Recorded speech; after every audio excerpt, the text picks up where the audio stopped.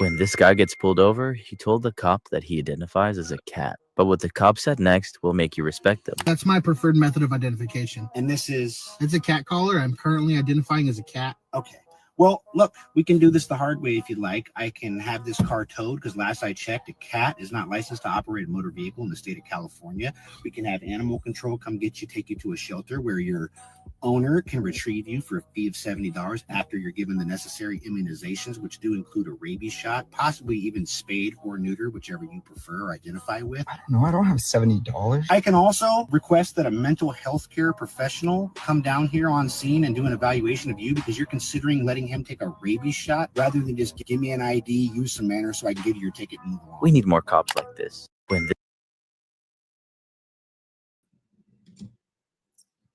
Oh, no, it's still not there. Why is it not doing that? Dang it, dang it, dang it. There we go. Good evening, everybody. Welcome to the following program. I am your host, Joe Neerman, a.k.a. Good Logic. I hope you all had a great day. I have a couple of things. I want to do the show a little bit differently tonight. Tell me the lighting is good. I don't want to hear about the lighting anymore. I can't. Why is the lighting so different now? I don't understand. I don't want to hear about the lighting. I don't want to hear about it. Please don't say anything about my lighting. Oh my God. It's terrible.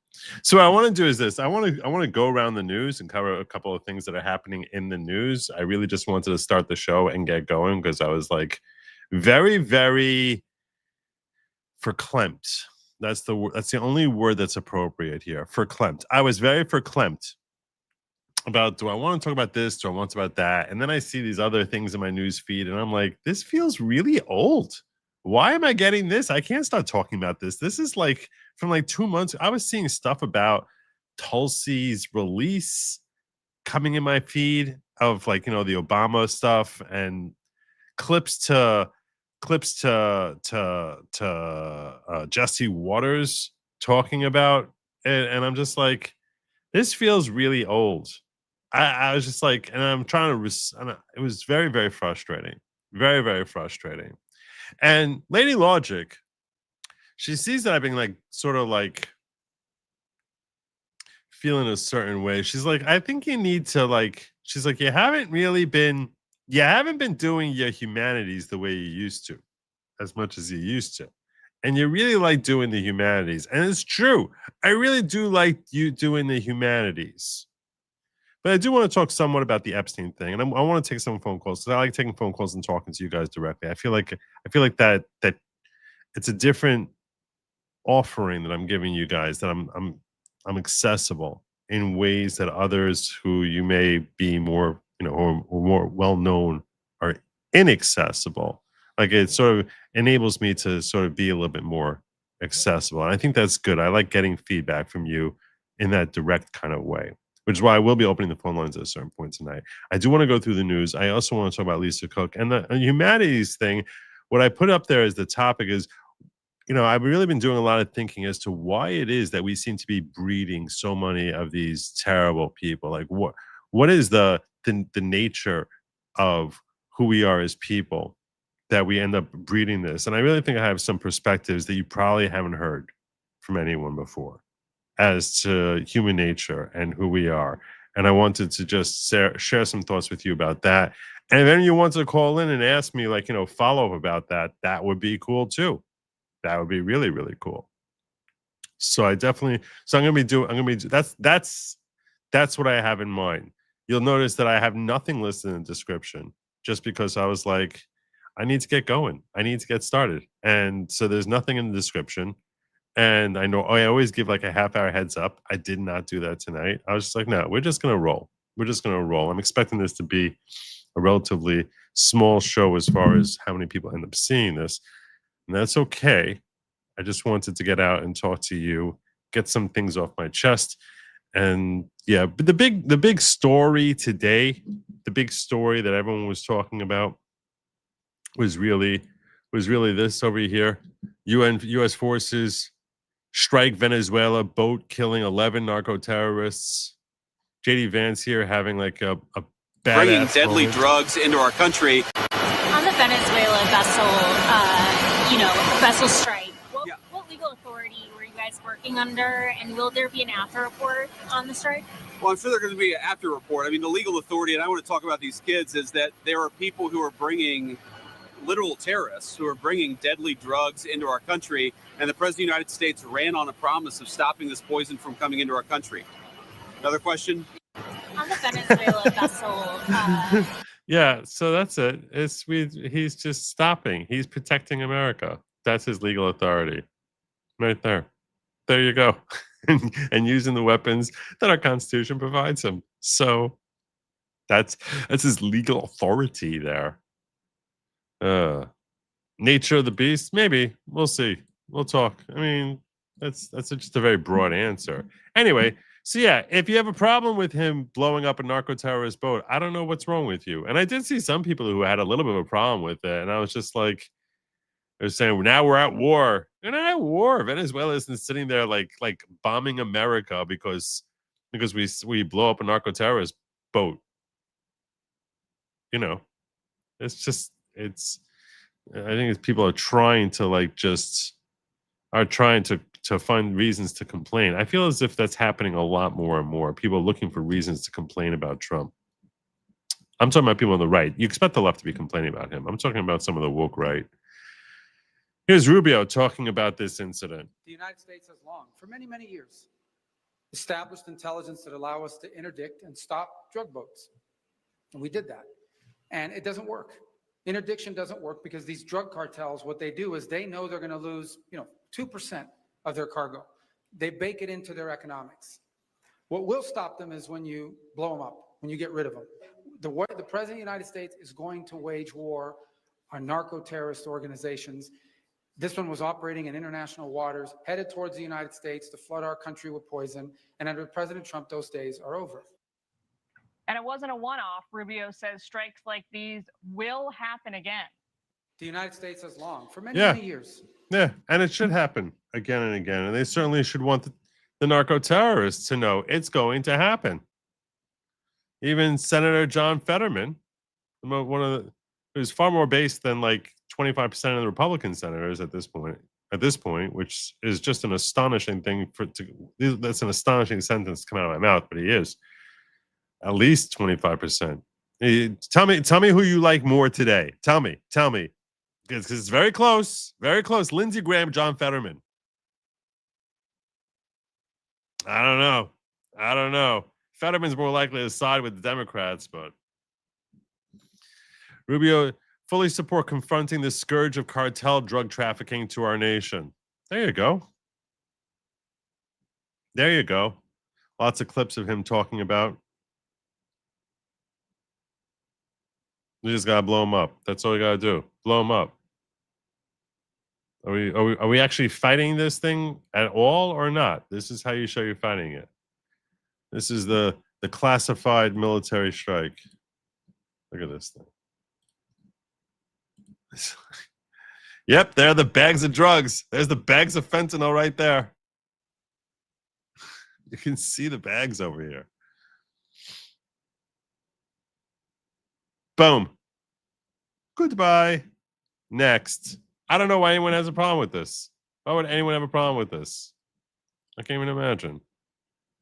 Cannot imagine. I should check over what's going here. And I also should check, make sure that. Cannot imagine. Thanks. I should check over. Yeah, okay, I was just making sure that I was up and running on Rumble, but we are open in the ghetto. The ghetto is open. I don't know if I opened up Digger Chat. I don't think I did. I was very fast. I was very quick.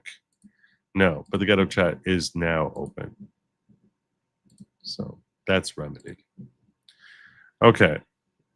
So yeah, that's one news story that happened today. These are all good things. All right.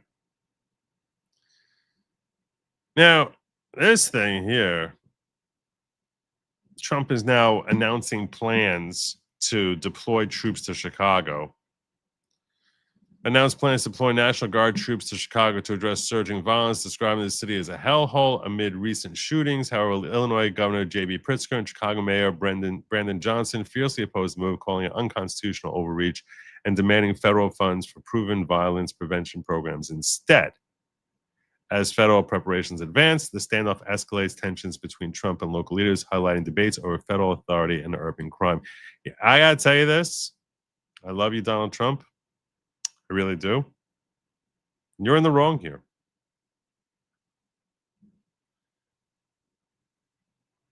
When 20 people are killed over the last 2.5 weeks and 75 shot bullets were going in, Chicago will be liberated. He shouldn't be doing this. This is not what he's supposed to be doing. I don't agree with him on this one. You're not supposed to be going in there. These people need. I like that he's talking about going in. I just don't want him to actually go in. Whoa, there goes my camera. I don't want him to actually go in there. Sorry about that. No, that's wrong.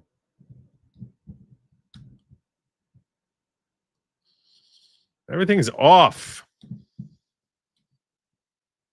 Gah. Still wrong. Lower the seat. It's a little better. Yeah, so yeah, I don't look, we have a federalist system. Imagine the next Democratic president says he wants to go in and find some sort of reason that he's got to go in to a red state and red communities. You know, this, I don't like this. I don't like this. He's not supposed to be doing this. I like him offering, and I would love for him to have a daily count of all the deaths in Chicago. That's what he should be doing. He should be like, here's a daily count of all the deaths in Chicago ever since Pritzker and Brendan Johnson rejected me. Here's another 20 dead black kids. Here's another 40 dead black kids. Have a running counter the way they did with COVID. Here are all the dead black kids because of Brandon Johnson. Get pictures of them, personalize them. Here's another kid who's dead now because of Pritzker. J.B. Pritzker is killing black kids. This is a way to really underscore how self-destructive these leftist policies are for the very, very people that they're purporting to help. And it should be something that he talks about regularly. Oh, I heard about another poor young woman, a mother of 3, who was shot in Chicago. That doesn't happen if they would have let me bring the National Guard in. She's dead because of J.B. Pritzker. That's how you do it. Just continually assault them where the public is seeing names and faces. Start doing the same thing that they did with their stupid George Floyds and Breonna Taylors. Remember their names. Remember the names. These are the people J.B. Pritzker killed. In 3 months, he'll cave. In 3 months.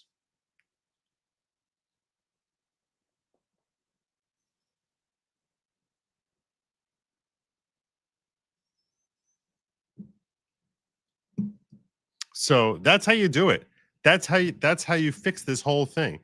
I come here and I give you solutions. Okay. This is how we fix things. And I tell you, sometimes I need to think more to come up with a solution. I was talking about something yesterday. I was like, I don't have an answer for this. I don't know if there is an answer for this. I don't have an answer on this one yet. But this one I have an answer on. And the answer is not to force your way in there in a way that's illegal. No, that's not the answer. Because that is what a fascist leader would do. That is what tyranny would be. Where it's like, I don't really have authority here, but I'm going to exert my will upon you because I can. Even though the law doesn't provide for this. The law does not provide for Donald Trump to go in Chicago. And you can try and make up whatever reasons he wants to make up. He can't. But let's hear what he says. Mind up on Chicago, though? Well, we're going in. I didn't say when. We're going in. When you lose, look, I have an obligation. This isn't a political thing. I have an obligation. When we lose, when 20 people are killed over the last 2.5 weeks and 75 are shot with bullets. So let me tell you a little story about a place called D.C., District of Columbia, right here where we are. It's now a safe zone. We have no crime. We have it's in such great shape. You can go and actually walk with your children, your wife, your husband. You can walk right down the middle of the street. You're not going to be shot, Peter. You're safe. Everyone likes you anyway. They probably wouldn't do it. But it's so dangerous. And there are people in this audience that you've suffered greatly. There are people in this audience that have been mugged and hurt badly, and they don't want to talk about it. Maybe you were very brave in talking about it. You made quite an impression on a lot of people. I appreciate it. But there were other people in this room that have been hurt very badly just walking down the street in D.C. Washington, D.C. is a safe zone right now. It's a safe city. The restaurants are open. They're booming. You can't get a restaurant. New restaurants are announcing that they're going to be open. This took place in 12 days. Now it's 15 days, but 3 days ago, it became what's known as a safe zone. It's a safe city. And this city was really bad, really, really bad. We took 1,600 people out, hardcore criminals that will not be coming back anytime soon. And we're very proud of it. You know, to have our nation's capital lose every week, you know, it's like years, many years where every single week. All right. So I don't want to go through the whole 6 minutes here, but he's proud of what he did in DC, and he should be. So I'm going to say this one more time clearly. I'm going to even make myself big so I'm able to find this later. All right. Let's go big here. Okay. Okay. This is not big. That's not big. Why is that not doing that? Why is that not doing that? That's weird. We can do it this way. I don't want that. I want to be taking up the whole. Well, all right, we'll do it this way. Not that way. Oh my God. All right. This is what I'm going to say to you, President Trump. I greatly respect everything you've done with cleaning up DC. I understand you like to clean up Chicago as well. The easiest way to do this and to do it legally is to make a public offer that you can have the National Guard ready to be in Chicago on date X. It could be September 10th, 15th, whatever day that is. And the only reason you're not setting them in there, the only reason you're not sending the National Guard or the Illinois Guard and taking over the Illinois Guard in order to help make Chicago safe is because of your deep respect for the Constitution. But make J.B. Pritzker aware that as of that day going forward, you are going to have a running tally of all of the poor kids, all of the poor innocent victims who are shot down and killed in Chicago, which will be a direct result of his refusal to offer the very generous help that you are willing to provide in order to help make their city safe again. And that the only reason these people will be dying as of that day going forward is because of J.B. Pritzker and Brandon Johnson, Mayor of Chicago. That it's their fault, and that you will make it clear that is their fault, that the world will know the names of these victims, that each kid who dies, each black child, each mother of 3, every elderly woman who's mowed down in Chicago, from that day forward, we are going to remember their names. We're going to have pictures and have a running tally of the death toll that's rising in your city. So I'm urging you to accept this, because every person who dies in your city after September 15th or whatever date you set forward is because of J.B. Pritzker and Brandon Johnson. And the entire world should know that the only reason these people are dying is because of those two selfish, egotistical, self-destructive political leaders who care much more about their own political positions than they do about protecting the very citizens who elected them into office. That is how you strategically do this. And within 3 months, they will be begging you, if in fact you follow through and you say, and you actually start posting the names and faces, pictures, put a face to the names. If you actually start doing that, I can assure you that within the next 3 months, they will be begging you, as the entire country will be screaming at that they are murderers, that because of them that people are dead, they will be begging Donald Trump to help them out in rescuing Chicago. That's how you do that in a way that is effective, it's legal, and you actually use the very same political pressures that the left has been so wanted to use for the last 5, 10, 15 years. Turn it back on them. That's how you do it. All right, there we go. So this is a really, really nice message. Liz, load the horn for you. I was in the hospital with stupid and painful pancreatitis. Pancreatitis. I think it's pancreatitis. I was pancreatitis. Wait.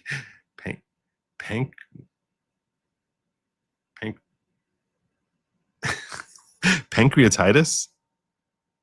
I never would have thought. I thought it was pancreatitis. Now, but you had it. I mean, someone who had it would probably know. If only they would invent something that I could actually research this in 15 seconds. One day, someone should find a way to invent something where I can actually look something like that up in like 15, but I feel like it would take me 6 days to actually get to the bottom of this. And accordingly, I'm probably never going to know. But anyway, so suffering and in pain, laying in bed, watching you at night. The nurses were, who is that? Now you got a group of nurses watching from Ohio. That is so flattering. Thank you, Lizzie. I don't know if it's Liz. Is it Liz Zai? Lizzie? Because Lizzie is a name, but then you put the little dash in there. All right. Well, God bless you, Liz. I really appreciate it, and it's very, very flattering. And I'm really, really pleased I was able to help you when you're dealing with pain. I hope that I was some tiny token of comfort for you. That's amazing. It's really cool. So you have to realize, some of you may not realize, I sit in my own room, usually alone, doing this. So I'm basically just talking to myself. That's what I do for a living. I talk to myself. So when I see messages, once in a while, a couple weeks back, my son-in-law, as a rush, it's the second time he's ever done it. He actually sat in the room listening to me, and he was and he was just enjoying.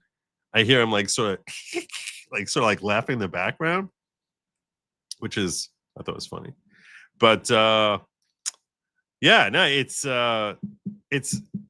always nice when I get messages like that, because it's just sort of it makes me feel as if I'm actually impacting. I'm not sure if I mentioned this here or not. I'm not sure if I mentioned this. So I think I told my family this 3 weeks ago, that I had a dream that I was much, much older and had dementia, and that I thought I was a podcaster, and I was laying in bed all day long, talking out loud as if I was hosting a show as a podcaster. And I was telling my family this one Shabbos evening, and I said, and when I woke up, I realized there's no way I can prove that's not true. That really could be my existence right now. That I actually think I'm a podcaster. I think that I'm talking to an audience. I think they're out there. But for all I know, I'm really 103 years old and babbling out loud with people walking around me who are just what the heck is he talking about? What is he talking about? That could be happening for all I know. Oh my God. I am in the Matrix. I sent you, and then indeed, when you sent me that, it made my world. So for all I know, I'm right now living a dream that I am a podcaster. There's no way I can prove that's not true. Which is a pretty scary thing. Joe, since you're knowledgeable about contract law, I am. That's the one area I will say I'm pretty knowledgeable about this one. I thought I'd bring this to your attention. Actual Justice Warrior video, Cal City scam. Oh. The original intent The California city scams senior citizens out of their homes. I clicked on the link. I'm not going to do that right now. We did that yesterday. I know Sean Fitzgerald. I've had him on the show here. I like him. He's a good guy, and he's one of the people. I would say it was he, Zeducation, and Viva who were the three who inspired me to do this. Those were the three who inspired me. So, yeah. There you go. I don't know how to do that. I don't know how to do that. Let's cover a couple more news things here.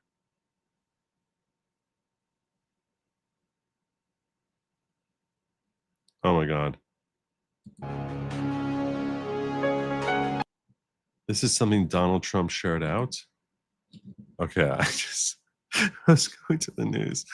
I think this is going to be all the news I'm covering now. This is something Donald Trump supposedly shared out.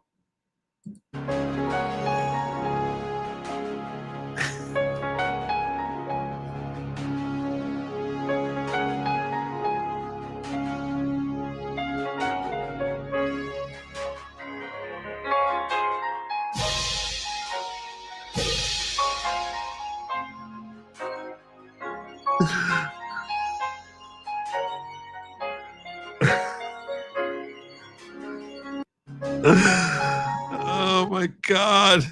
Oh my God. Oh my God. What is he?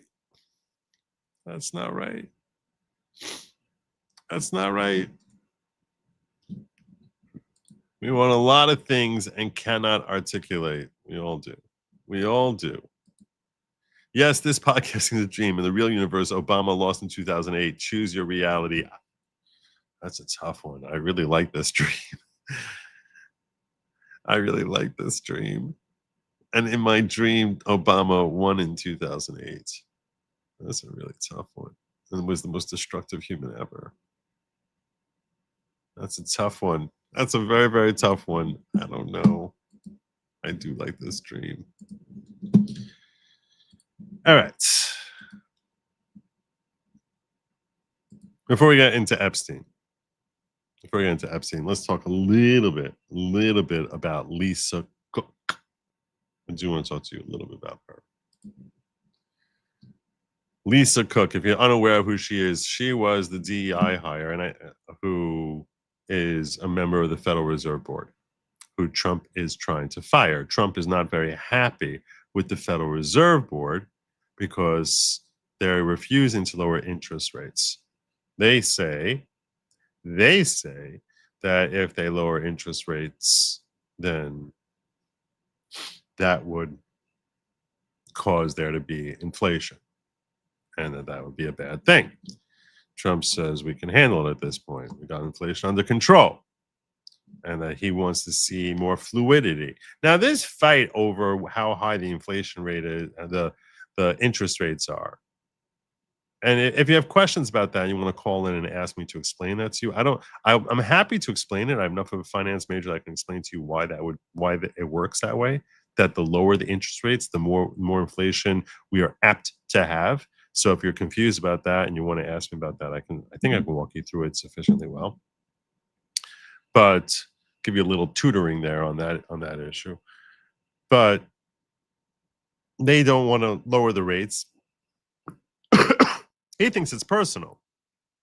It's when you lower the rates, companies have access to more money at cheaper prices. There's much more investment, much more growth development, and that they don't want America to succeed. That's pretty much what his perspective is.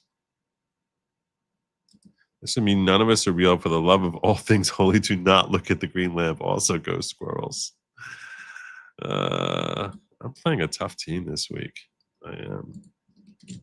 Digger 37 he's a good fantasy player. He's got a tough team there. All right, so let's get into Lisa Cook. Lisa Cook, who was appointed by Joe Biden, first black woman, I think, as a member of the Federal Reserve Board, and she has her legal issues that's going on, and Trump is not happy with her. She seems relatively incompetent, and shady and crooked. And here we go. Headlines coming in on the escalating mortgage fraud accusations and controversy embroiling Federal Reserve Governor Lisa. Now, he's fired her, and she's fighting in court his ability to fire her. Cook, who President Trump fired. Cook's lawyer, Abby Lowell, in a new court filing, is trying to blame the Biden White House, trying to pin it on the Biden White House and the U.S. Senate themselves for not catching Cook's mortgage fraud allegations, claiming they did not vet her enough after she listed. So basically, Abby Lowell, who I've shown clips of him, is a crazy leftist lunatic who's so triggered by Trump and thrilled that he's in power because every Democrat seems to hire him as their lawyer. He just went out there and put in papers basically saying, yeah, it's true. She did all this mortgage fraud where she claimed multiple residents as being her primary residence, wherein you only can claim one. But you should have vetted her more because she did all that. She was a criminal before she had this position. 3 homes as her principal residence says.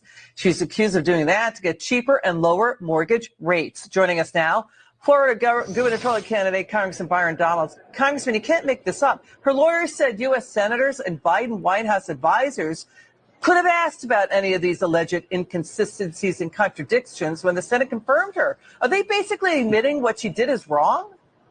Yeah, that's basically an admission trying to pass the buck on somebody else. Look, here's the deal. She defrauded a mortgage company. She said it was a primary residence. It was not. And I think it's important for people to understand the difference between a primary residence and a secondary residence is the amount of money you have to put down to buy the property. Under current law, primary residence, you could put down 3%, 5% towards the purchase of the home. But when it's secondary property, you got to put down at least 20%. So we're talking about hundreds of thousands of dollars that she did not put down when she lied on a mortgage app saying that it was another primary residence. The fact that the Biden administration didn't catch her or didn't question it just demonstrates once again how inept the Biden administration was. But that does not mean that the president of the United States, Donald J. Trump, does not have cause to remove her. I mean, critics are saying if she can't honestly fill out a simple mortgage application, she's got no business voting on whether or not interest rates should be raised or lowered. She's lost the trust of the public. She listed 3 properties in various documents as her primary residences in Michigan, Georgia, and Massachusetts to get lower rates. Look, let's just be honest. She knows how to read an application. What she did is she pulled a fast one because she don't. If she doesn't know how to how to read a mortgage application, how the hell is she sitting as on the federal as a governor on the federal board? Like how on the board of the Federal Reserve? How is she holding that position? How is she competent? She was a professor in schools. Want to have to put out more money to have a second and a third home. That's what she did. And so the Trump administration, which is holding everybody accountable, caught it. And then they're doing what they're supposed to do. They're holding her accountable as well. No more, no less. The reason why she's upset is because she got caught. That's why she's upset. They're going after Adam Schiff and Letitia James over this, too. What do you think? Final word. I think they should. Look, what you had going on against Donald Trump was political persecution. All the Trump administration is saying now is we're going to make sure the law applies to everyone. All right. Congressman Byron Donalds running to be governor of Florida. It's great to see you, my friend. Headlines. It wouldn't matter. This is a great question. I don't think it would matter if it's for her family. That doesn't matter. It's got to be her principal residence. I think she was renting out one of them. So, but even if she was doing it for her family, I don't think that has any impact on this. You're only allowed to have one primary residence. So now I want to sort of break into humanities a little bit here and explain to you why it is that Lisa Cook is not the exception. She's not the exception to the rule. She actually is the norm for way humans tend to act. She is a natural consequence of the American system. That doesn't mean she shouldn't be checked. That doesn't mean she shouldn't be punished. Quite the contrary. In certain ways, it means it's all the more imperative that we punish her. I'm just saying that this is not something that's abnormal. It's something that is very normal. I'm going to explain. I want to walk you through why. I'm going to first clean out my chats, and then I'll walk you through why. Wellesley, only in America does politics become reality TV, and it's not because of Trump. I'm going to give you and fellow 20-month member Nanner Knows. I'll give you both. So late, missed a lot. Don't worry. You came in right at the juicy part, because now is where I'm doing some humanities.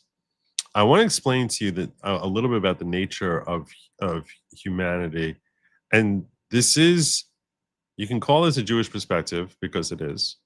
You can call it a religious perspective. It's not unique to Judaism, because I think that's probably true too. And you could even look at it from a nature nurture type of way if that's your thing. But because I think I think God set up nature nurture this in this sort of way. In other words, if you're one of these crazy, I'll say crazy people who like basically just refuse to accept that this possibility existence of God, and you're convinced that everything here came by natural magic. In that case, magic that you label Big Bang instead of Expelliarmus, but it's pretty much the same thing. So if that's your belief system, what I'm about to express still would hold true for you too. So I don't think it's going to be confusing. I don't think it's going to be something that's controversial in that sense, but I do think it's something that a lot of people probably don't think about. So I'm going to phrase this from the perspective of God, but if you don't believe in God, you can look at it from the perspective, I guess, as evolution made us this way. But I think that's a silly perspective, frankly. So I'm going to express it from the position of God, and hopefully everyone who's watching this can take something from it. So when God creates man has to be productive. He has to have a drive. He has to have, otherwise he's just going to lay in bed all day.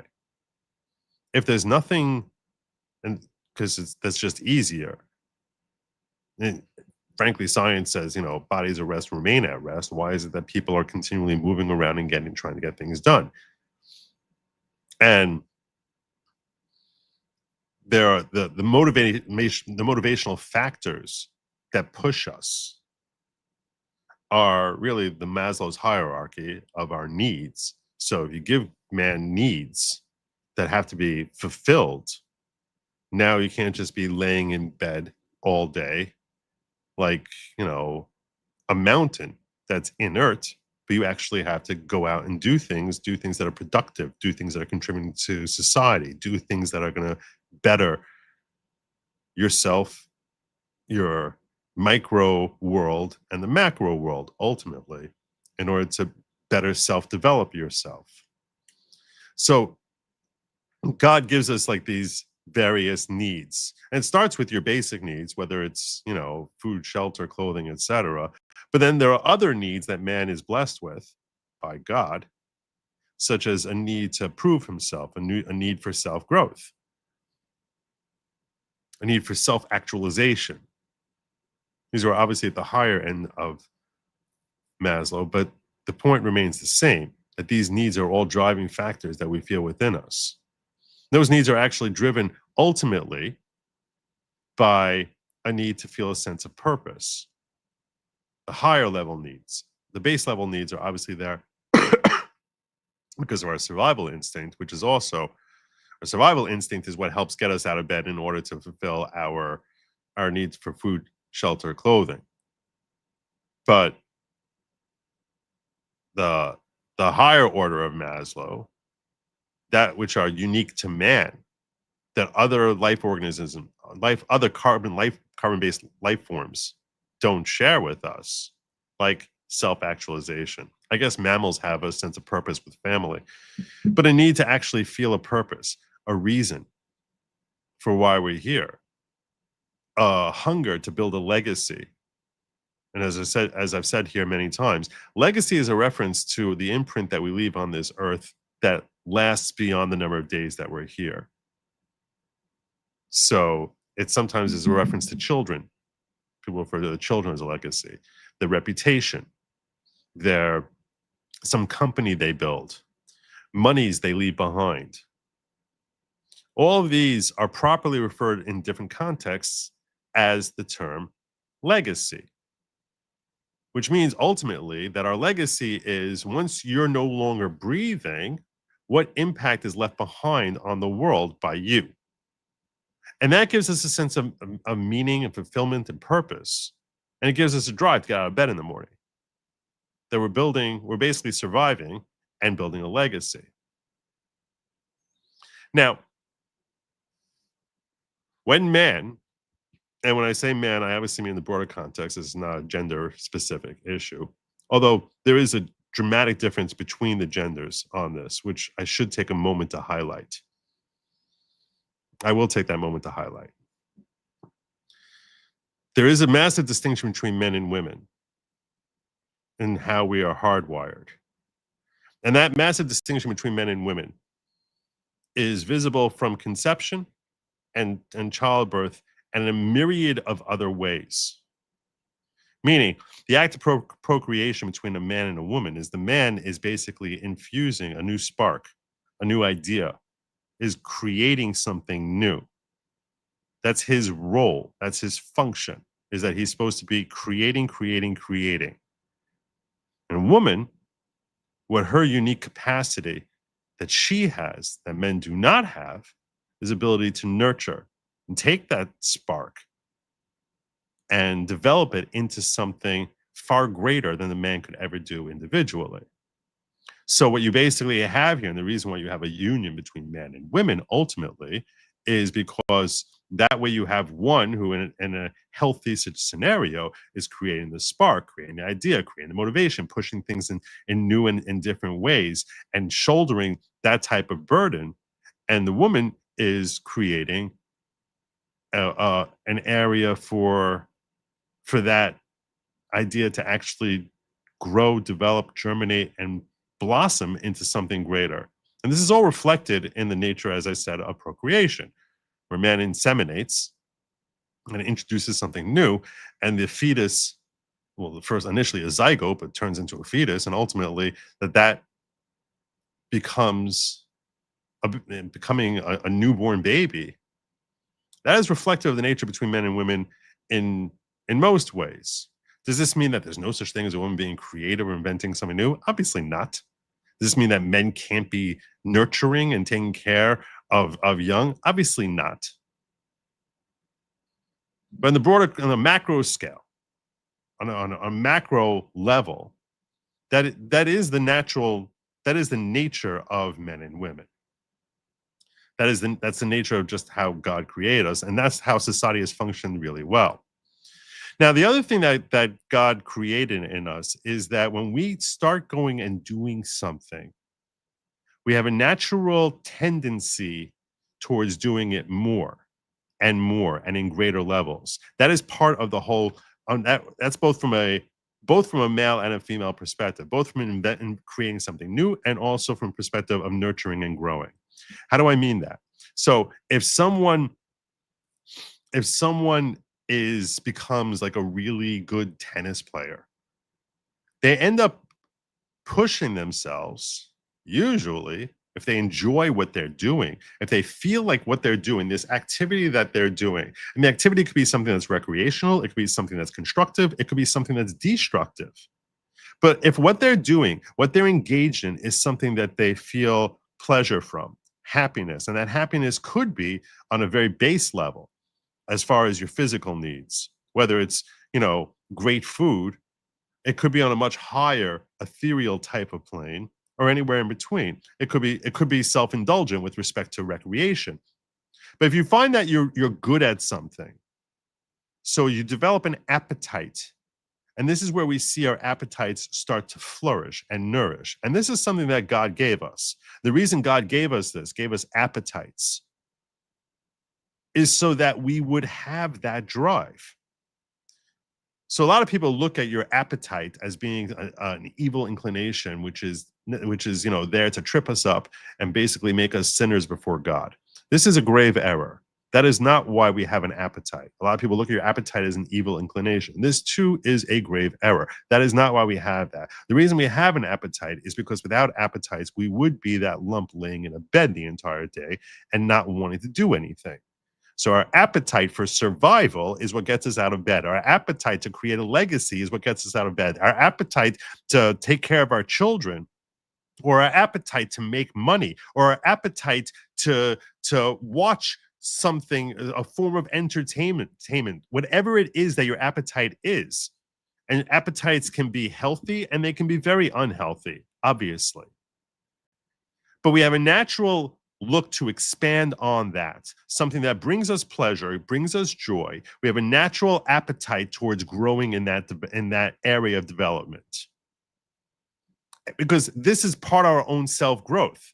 So that is a gift from God that we have appetite.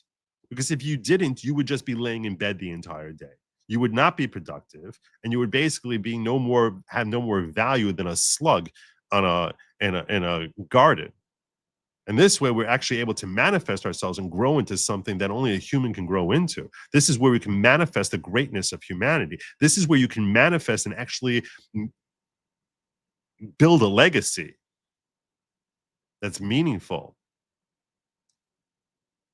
So that's why we have appetites. But part of the nature of an appetite is that once you start walking down the road of having an appetite, once you start developing that, and you get to a certain level, that level is no longer, after a certain period of time, that level will no longer keep you satisfied. Meaning, you have an appetite now, and that appetite, let's say, could be, I'll talk about in certain unhealthy ways, okay? And that a person can have a sexual addiction, a person could have a drug addiction, they can have an alcoholic addiction, they could have an addiction to making money, or they can have an altruistic addiction in ways that most people would consider really good. They can have an altruistic addiction towards helping others, towards bringing people in and looking after them, towards caring for them. But what happens is that after you accomplish something in feeding that addiction, feeding that appetite, it becomes insufficient. And even continuing doing the same thing feels stale, empty, and meaningless. So the nature of man, because of this appetite that we have, is whatever level you manage to reach in a certain forum, particularly one that you invest a great deal of time, effort, and experience into perfecting, whether it's healthy or unhealthy, whatever level you're at ultimately is going to be deemed not satisfactory by you. You're going to want more. And we see this concept is expressed in Jewish thought, where it's brought down in Genesis, I'm guessing on the chapter here, but probably around 20 something, I don't know, early 20s, that God blessed Abraham with everything. And a Talmudic scholar who lived roughly 1,000 years ago named Rashi says, with everything means with satisfaction, a sense of fulfillment. That even though that he didn't feel a want for money, even though he was wealthy. Now you would say, well, of course he's wealthy. Why the hell would he want more money? And Rashi explains it's just the opposite. That a person who has $100 wants $200 and feels a void that they don't have $200. But a person who has $200 wants $400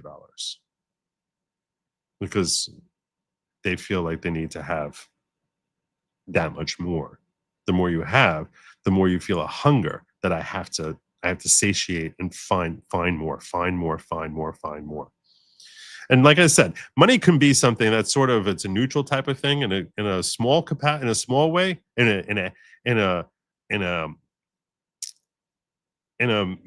if someone has a control over that appetite, it can be a very useful way of actually developing themselves into someone who's able to help provide for their family. We see some people, I remember in the 80s, I read about this guy named Ivan Boesky, who was working like 21 hours a day, 7 days a week. And billionaire, highly successful, but he's like a machine. How can anyone enjoy your purpose is not just to make money. That can't be what your purpose is. To just amass greater and greater wealth. That's not a life. So yeah, he became really good at it. But that's not a life. I can't believe he felt any sense of fulfillment at a certain point. You're just doing it because that's what you're doing, because you become that machine. I bring this up in the context of this Lisa Cook woman. Because when we're analyzing these elitists, when we're looking at these elitists and what they are and who they are and why they become what they become, this is I've given you the background to help understand why they become who they are and what they are. Because when you're these people who are elitists, you have to look at them and recognize that they were once a small child. Every one of them at some point was a small child. Some of them may have been born with a silver spoon in their mouths and have, legacy of the family name handed down to them, like George W. Bush, right? So he was born with a silver spoon in his mouth. And maybe many of these people are. And if someone's born with a silver spoon in their mouth, they sort of feel as if this is what part of who I am. This becomes a part of like, oh, I'm part of the Bush family. I'm part of the Kennedy family. If you're Malik Obama, you think I'm part of the Obama family. Hunter Biden. We see this on both sides of the aisle because it's not about politics, it's about human nature. You're going to become something that once, if your parents and especially grandparents have a particular esteem, and it doesn't have to be political, it could be financial, it can be celebrity. So you're sort of accustomed to that being part of the trappings of your life. It's a certain mindset that you're starting with. But let's take someone who doesn't come from that sort of background. Let's take someone who actually comes from relatively nothing, or middle class, but relatively an unknown individual. This is a person who is really struggling to actually achieve. And let's imagine that they actually. I'm just going to assume, for purposes of making the assumption, because I know nothing about her personal history, that Lisa Cook is someone who she was relatively a nobody when she was a child, and she worked hard to try and get to where she got to. So when you work hard towards getting towards something, what you have to ask yourself, what's the motivation for a lot of people? And this is where we see where there's a possible flaw in the American dream. And this is not to be critical of the American dream, because the American dream and the American system that was set up here is far greater than anything that we find in recorded history as far as being a functional way for a society to operate, certainly outside of any sort of religious spheres. So, it's our American system that we have here is amazing, but that doesn't mean that it doesn't need checks and guardrails. So when someone is basically saying that they're going to work hard and achieve and they're going to grow, and that becomes part of who they are, it becomes something that they need to build more and more, and they develop that appetite for that they're going to achieve. You need to recognize that the part of the motivational factors are the trappings of what will come with that. And it's not simply the financial trappings, but it is a certain sort of respect that people will look at them with a sense of respect and entitlement. So when you have someone who's actually looking for that, part of those trappings are that you basically expect that now that you've entered into this realm, there's a certain different set of rules that work once you've reached that status. Now you're in the status of you've basically made it. You became the CEO of a big company, or close to it, second underling therein, or you've gotten some sort of political acclaim. When the trappings of our system are basically, now you are considered almost like an exalted type of class. People who are in an exalted class do not operate by the same rules that you and I operate by. people who, and a lot of people will actually go into industries where they feel as if they will automatically be bestowed that exalted class. I remember reading a book about how police officers, certainly back in the 70s and 80s and early 90s, that a motivational factor for someone to risk putting their life on the line, working as a civil servant and as a police officer, is because it feeds itself of a sense of self-respect, that people will treat you with respect. So it's a way of attaining respect. And that's a motivational factor that many police officers or police cadets have when they end up joining the force, that, oh, if I become a police officer, people are going to have to talk to me with this sense of respect. And respect is an essential component of who we are as people, as far as being functioning, healthy people. And especially people who are grossly insecure are going to be that much more desperate for respect. The more secure you are as a person individually, just to share as a side note here, the more secure you are as an individual, the more you do not give the slightest damn about getting respect from anyone. And you just sort of function in a plane where you're basically like, I'm going to do what is the right thing to do. And if people like it and respect it, great. And if they don't like it and respect it, that doesn't change anything. And that's why when people do respect it, you're just like, oh, okay, great, thanks. But you're not seeking that validation from others, which is actually a much higher manner of living. I'm not going to go down that road right now because I'm chewing off too many topics as it is. But the point that I'm getting at here is that if you're one of these, if you're a person like this, you're a person who thinks that you've made it, you're sitting there on the board of the Federal Reserve, or you're even a candidate for that sort of thing, you feel as if you made it. And part of that is you feel as if you're not going to be questioned. Part of being part of that elite class is you feel as if I am beyond reproach. Whatever I do, no one's going to I have enough friends and people who are protecting me that I don't even really need to think and worry about stuff like that. The nature of what you're going to worry about is very different when you feel as if you've attained that status. And part of it is likely an appetite that they've built up that they want to have that status. And once they get that status, the idea of basking in that status by actually saying, no one's going to question me. No one's going to look at me. Come on, I'm Lisa Cook, or I'm Hillary Clinton. So yeah, I understand there are rules, but that is the origin of a Gavin Newsom or a Hillary Clinton. And it's not just leftists, by the way. This is people on the right also. This is a human nature thing. This is not about left versus right. It's just easier for me to focus on people on the left because of the fact that I've, been sort of fixating on them far more for the last 4 years. But the Gavin Newsoms and Nancy Pelosi's of the world, rules for thee, but not for me. These are people who feel as if they feel very confident that no one's ever going to question them because they are special. They're different than you and me. They're just very special. And they feel as if they've earned it. And the point that I'm getting at is it's not because there's something uniquely terrible about them as people per se. It's very ugly. But we should never think that we are better, that if we were in that position, we would not feel a similar sense of entitlement. It's very easy to say, because we're not in that elitist class, for us to say that we would be different, that we would never fall to those foibles, that we wouldn't be so audacious as to claim that we have 3 different residences as our primary residence.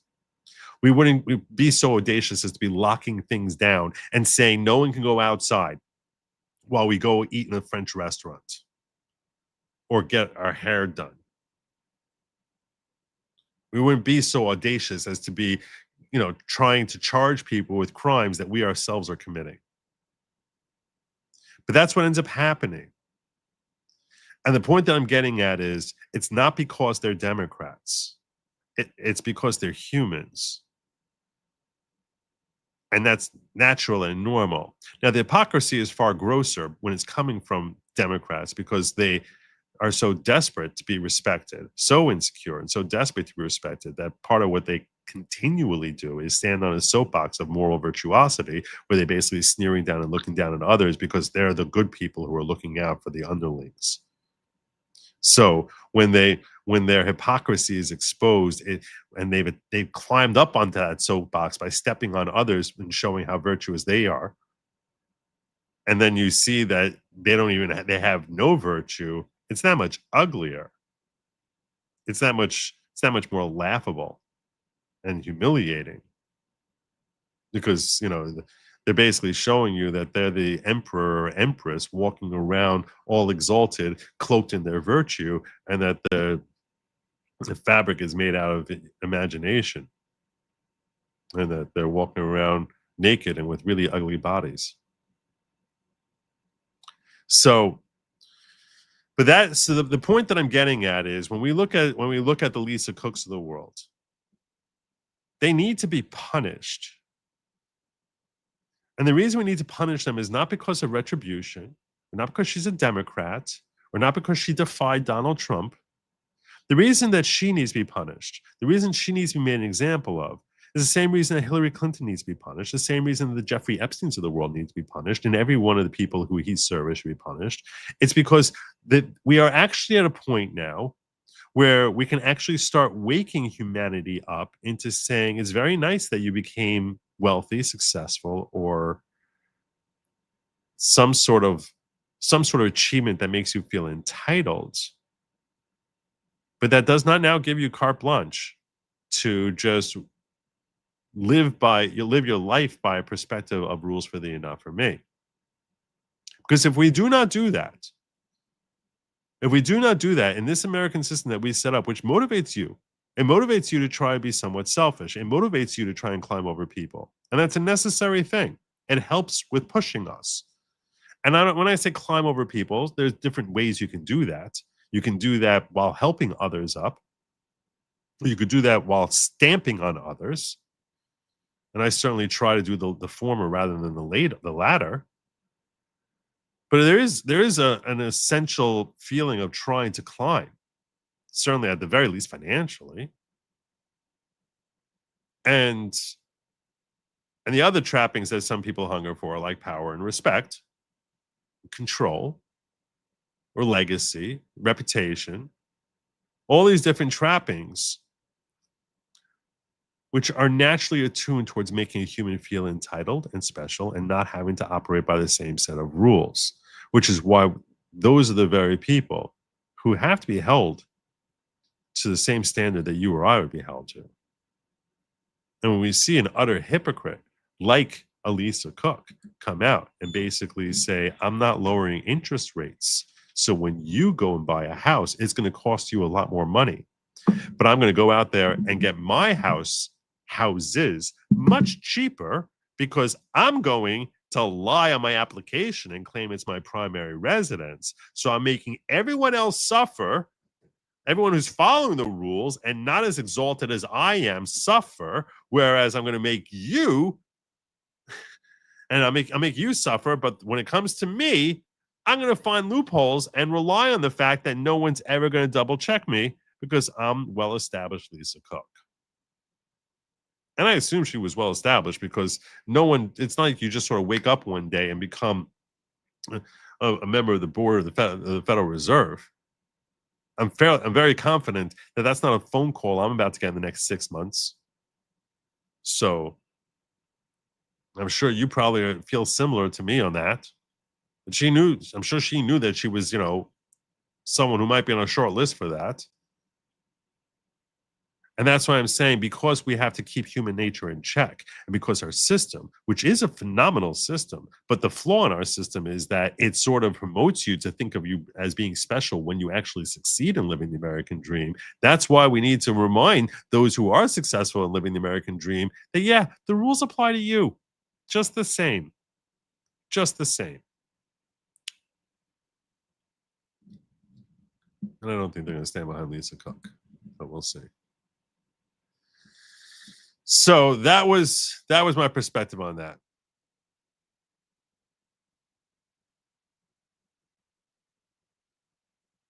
I know that was a very lengthy. That was a very lengthy humanities session that I gave you all there. But if you have questions on that when I have my call-in session, you can ask me about that. I guess if any of you are interested. Americans have every bit as much of a choice as Fed Chair Lisa Cook, as Europeans have a choice of Ursula von der Leyen as EUC head. Of course, we have no choice. Of course not. It was all freaking Biden. I call nature and nurture. All right, a lot of people do. She's rented out all 3 homes. Where is Lisa Cook living? 2 were listed as primary. Loans were taken 2 weeks apart. The 3rd was listed as secondary. Yeah. 2 weeks apart. She was still making up her mind where she was going to live. Sure, you do a call-in show, but don't answer the phone when I call to ask if you're going to stream. LOA, just kidding. A redirect would be awesome, brother. I can take care of that. Let me do that now. The cop can take care of that before I forget. I'm gonna forget.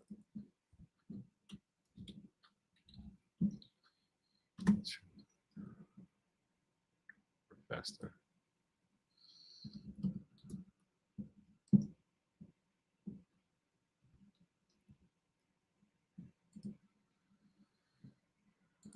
He's a PDF.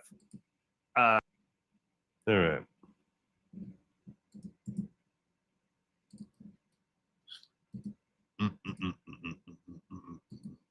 I didn't see the phone ring, by the way. So sorry about that, brother.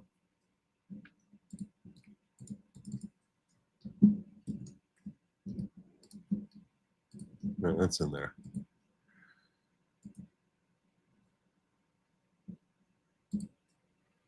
The Jedi John says, good to catch you live again. Thank you, Jedi John. Catching up at double speed. Can you ask ChatGPT or Claude, whichever knows you best, to roast you? When it's done, just say continue. At least for me, it was hilarious. And spot on.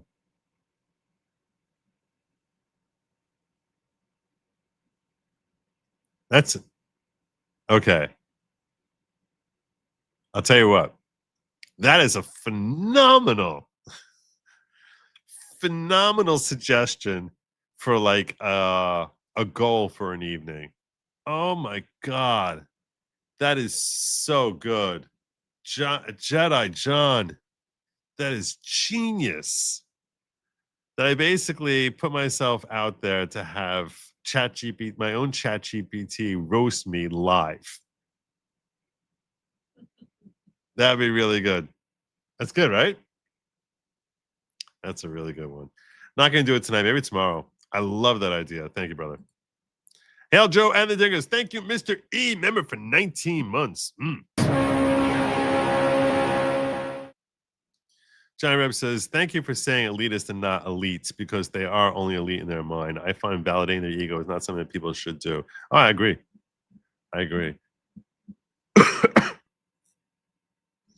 All right.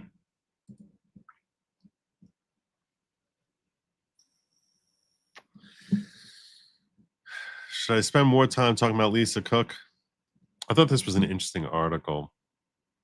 I do want to get into, that's why I had it pulled up here. But I do want to get into Jeffrey Epstein and start taking your calls. I haven't written about it here in the American Spectator. This is from Scott McKay. We'll go through the beginning part of this. At least that I can remember. But I'm becoming a subscriber to the theory that Donald Trump is the kryptonite to Saul Alinsky's Superman. What I mean by that is the Alinskyite left. In case you're unfamiliar with what he's referencing, it's Saul Alinsky's 13 Rules for Radicals, which I've covered on this show, although I have not done it in a couple of years now, how the left has very clearly lifted from his book as how to like basically upset the apple cart and try and destroy our system. So he wrote it back in the 60s, I think, which encompasses basically the whole of today's Democrat Party ever since Barack Obama took over in the mid-2000s, is built on a definite roster of political tactics and principles, and those tactics and principles are calibrated to defeat a certain type of opponent, specifically the corporatist Bush Republican blue blood types.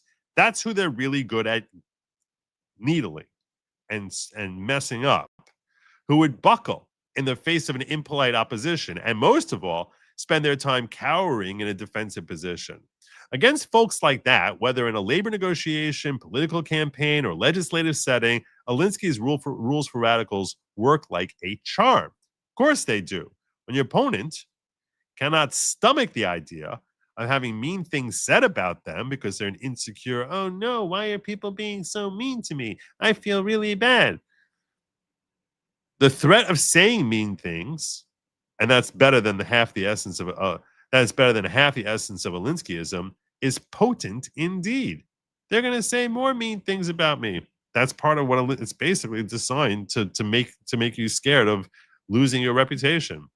Then along comes Trump, who not only is unmoved at the idea he might be defamed by community organizers and others of their ilk, but actively seeks their reprobation so that he can expose them for the radicals they are, and the entire edifice upon which the modern Democrat Party is built begins to collapse. We can examine this in multiple contexts, sending in federal law enforcement officers and the National Guard to D.C. and illuminating just how easy and simple it is to actually bring law and order to cities that Democrats have intentionally kept lawless and complete hellholes for decades. Would that be one example? It'd be a good one. From Brandon Johnson to Rashida Tlaib to Tim Walz to Karen Bass, the Democrats have utterly beclowned themselves over the prospect that Trump might expand the sudden outbreak of law and order beyond the nation's capital. Like, they're like, oh my God, maybe he's going to bring law and order here. What are we going to do then?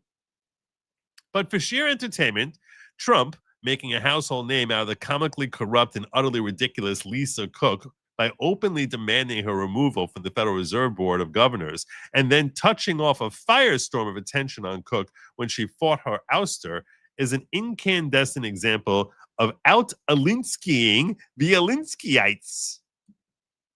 After all, we all remember the rules for radicals number 13, right? Pick the target, freeze it, personalize it, and polarize it. Pick your target, freeze your target, personalize it, and then polarize. We know that Lisa Cook was a DEI hire, and she's a perfect example of personalizing that issue in a way favorable to Trump's stated purpose of scrubbing DEI out of government. And I don't say she's a DEI hire because she's a black woman. I mean, she was, but because she's a clear incompetent, lacking skills, who only advanced because of over-the-top affirmative action hiring. Lisa Cook was appointed to the Federal Reserve Board during the Biden administration, supposedly because she was a distinguished economist from Cal Berkeley who taught at Michigan, Harvard, and Stanford. But the truth of her scholarship turns out to be different. As Scott Johnson noted at Power Line. Meanwhile, another question, not an issue, in the Cook lawsuit is what in the world was Lisa Cook doing in Federal Board of Governors? To say that she was lightly qualified is an understatement. Apart from the mortgage fraud, plagiarism has been alleged in her academic work, and worse, incompetence.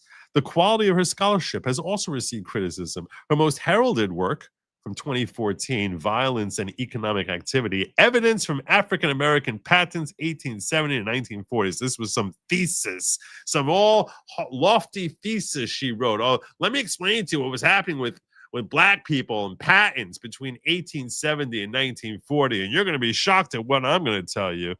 So she examined the number of patents by black investors in the past, and she came out that the numbers went down in 1900 because of lynchings and discrimination. And that's what her whole paper was about. Other researchers soon discovered that the reason for the sudden drop in 1900 was that one of the databases Cook relied on stopped collecting data in that year. It went way down to zero. Zero. The true number of black patents, one subsequent study found, might be as much as 70 times higher than Cook's figure, effectively debunking the study's premise. Of course, the idea that lynchings and discrimination began suddenly in 1900 is absurd on its face. Cook was evidently a DEI hire, and this kind of politicized scholarship is typical of what we see today from left-wing academics. It's hard not to laugh. Claudine Gay, hold my beer. Johnson noted that when they fire you, particularly when they do it for cause, typically you leave. And if you disagree with their allegations of cause, you sue for money. That isn't what Lisa Cook is doing. She's challenging the firing and refusing to leave. And in so doing, she's fulfilling another Trump argument, which is that bad eggs in the federal government are there to serve themselves rather than the people. Of course, the cause for which she's being fired is absolutely brilliant in how entertaining it is. She took out a bunch of mortgages on properties she alleged were primary or secondary residences and then proceeded to rent them out to others, which essentially makes her a star pupil at the Letitia James School of Real Estate Investing. That Trump gets to bedevil the existence out of the faculty and staff of her imaginary institution, particularly after what James put him through before he was president over a disagreement over the valuation of Mar-a-Lago that the bank underwriters had no problem with, is a political gift that keeps on giving. It gave us this after all. Federal Governor Lisa Cook's Ann Arbor pad is a rental too. The recently fired financial sophisticated has been playing by different rules than the rest of us. Who lives in Lisa Cook's house? Federal Reserve Governor Lisa Cook has 3 homes and big troubles. She claimed to the banks that she lived at all of them, but real estate records show she listed 2 of them for rent. That's not legal. So Lisa must be living here in Ann Arbor at the 3rd house, right? The door's dirty. There's a key lockbox right there. There's a white man at the dining room table. It's weird. I don't think she's married. Hello? How you doing? Okay, how are you? I'm good. My name's Charlie. I'm a reporter. This house is in the news. I was wondering if Lisa Cook lives here, or do you rent? Yeah, we're just renting, so you'll have to. I'm sorry? We'll have to talk to you. Okay, you just live in here? Yeah. Okay, just renting? No. I'm sorry? You'll have to talk to the owner tonight. Okay, the owner, would you have a contact number? Oh, we'll have to talk to the owner. They're just living here. Oh, Governor? Uh-oh. Where do you live? No one knows. No one knows. No one knows where she lives. This really gets worse and worse, doesn't it? Lisa Cook is being Rule 13 about as badly as anybody on the left ever managed to Rule 13 Trump or anyone else. Because the same political movement would have run screaming from her a while ago. After all, her predominant sin isn't the mortgage fraud or the academic buffoonery the woke universities allow her to get away with. It's her joining in on the refusal to budge on interest rates, which cost the federal government billions upon billions of dollars in additional service, not to mention making it considerably more difficult for regular Americans to buy a house when Lisa Cook is out there lying on mortgage applications so she can acquire rental properties those regular Americans would otherwise be in the market to purchase. Ouch. It also seems like Alinsky's rules for radicals were properly a two-way street, but the right simply was too timid to use them. Then along comes Trump, and whether he's applying the playbook as written or simply going with his gut and achieving the textbook results, we can see that the radicals are just as susceptible as the Silk Tie crowd to being hoisted on the same petard. Cook won't be the only example. She just might be the most entertaining current one. And it's only a matter of time before erstwhile defenders abandon her professional doom in the vagaries of the justice system. Or if not, then they'll sink with her, and that's just fine too. All right. So there you go. There you go.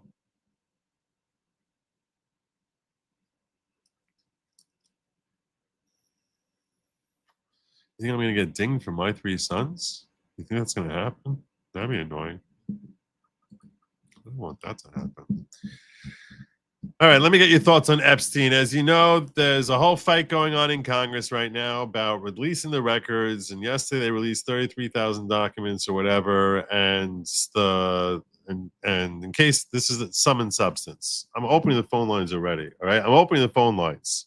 You can talk to me about the whole humanities issue I brought up. If you agree or disagree, have questions, that's fine. You can ask me about interest rates. You can talk to me about Epstein, or I guess Lisa Cook, or anything else that's going on in the world. That'll be fun. That'll be cool. But in sum and substance, as I'm opening up the lines now, I should actually put up the number there on the. I'm going to roll it in a banner across the bottom.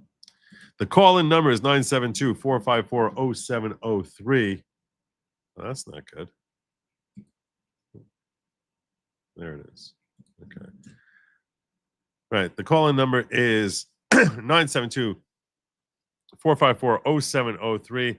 And it is around that time that you should be hitting the like and subscribe buttons. This is true. These are facts. These are facts. But that is the number, 972-454-0703. In the interim, what I can do here, pull this over here. That's the way to do it. Over here. Okay. In the interim, I do have some stuff that I can share with you about what is happening in the world of Epstein, where there's all sorts of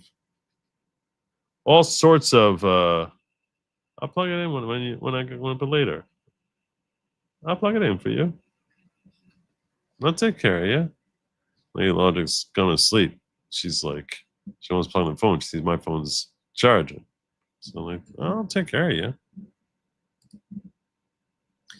Yeah. So, where was we? Oh yeah, I wanted to share with you what was going on in the world of Jeffrey Epstein.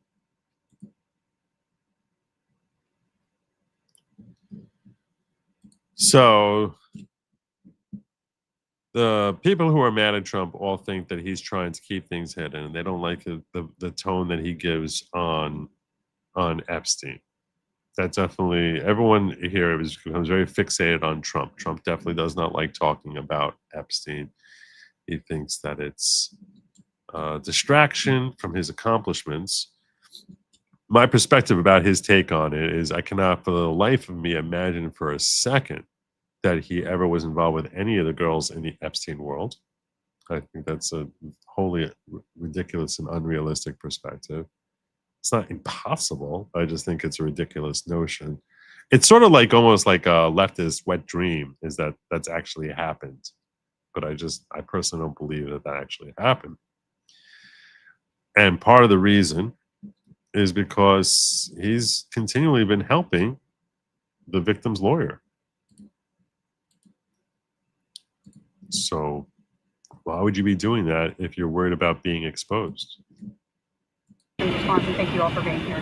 I'll go first and then I'll let them. They're much more important than me, but I don't understand why it's a hostile act. I can tell you that I talked to President Trump back in 2009, and several times after that, he didn't think that it was a hoax then. In fact, he helped me. He got on the phone. He told me things that were helping our investigation. Now, our investigation wasn't looking into him, but he was helping us then. He didn't treat this as a hoax. So at this point in time, I would hope that he would revert back to what he was saying to get elected, which is, I want transparency. This about face that occurred, none of us understand it. In fact, I don't understand how this is an issue that's even up for debate. How do you not stand behind these women after you've heard their stories and know that hundreds of them were abused, and it was only because files are being kept in secrecy? The world should know who he is, who protected him, and the other. Thank you all for being here. Yeah. So here's the question I have. This is the one thing I don't understand. Okay? The thing I really do not understand is, why is it that none of the victims are able to give us names of people aside from Virginia Giuffre? And tell me if I'm mistaken, are able to name names. Like, why don't they just say, here's a guy, here's a person, a name, throw a name out there, whatever name it is, of someone who you actually were coerced into engaging in coitus with? Like, why does that, why would his lawyer need an investigation to figure out who his clients were assaulted by? Now, I understand that because of trauma, and I did cause, I covered the Ghislaine Maxwell trial. And I think that some of the testimony, while I do question it because it did come from that Dawn woman who is kind of insane, but I think it was Dawn. I think it was her. I'm not sure. Dawn Hughes? I'm not sure. I don't remember if it was her or not. But I do think that just intuitively, I can understand the notion that someone who's abused sexually, that type of trauma, I can very easily see that they would, in their own mind, escape and go somewhere in their brain while their body is being victimized. And that a lot of the memories would blur together, and that a lot of the incidents would start to become something that become difficult to separate one from the other, as far as dates, times, and locations, and even potentially names. I get that. I get that. I think that makes sense. What does make me very, very curious, though, is that none of them, the hundreds of victims, none of them can name a single person aside from Virginia Giuffre, whose testimony and credibility was kind of shoddy, kind of questionable. I have no doubt that Epstein was a complete and total monster. And I'm willing to accept the notion that he shared that with a lot of people, and that the reason he had an island there was to, let's say, honey trap people. Or even if that wasn't the plan, but for one reason or another, he wants to try and make himself important by providing this disturbing and disgusting service to people who might have an appetite for that.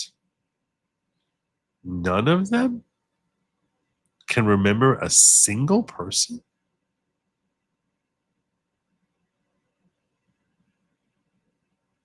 Am I the only one who thinks that's weird? I think it's weird. It's strange. I don't get it. Can one of you explain it to me? Like how that's possible? Yesterday I was getting pressure. I need to have a call-in show. Today I respond. I say, "Here's a call-in show. Here you go." Got my phone line sitting open here. Nothing. It's dead quiet. Is this thing on? Is this thing on? I think it's on. Yeah, I don't know. Anyway, we got a gift courtesy of Elemento P555. Gifting one. I'm going to give you one of these for that. Good Logic membership. But yeah.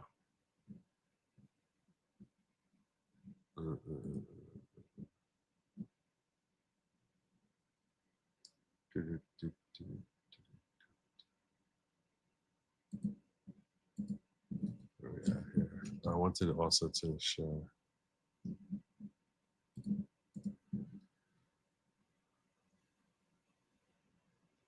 Who was that? Who'd you gift to? Hey, it was Snarf Menine Rue.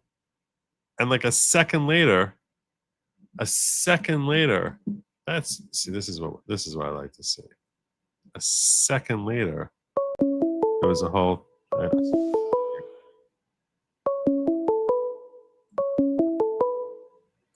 Call from John Mansell. To accept, press 1. To send a John. Hey, Joe. Good to talk to you. Good to talk to you. How are you doing, brother? I am doing pretty good. I saw a report today that a lot of the Epstein victims are putting together their own list because they are frustrated with things not progressing. I don't know why they haven't done it previously, but I did see that as of today. Okay, well that's something. That's something. It starts with at least, names officially coming out. right?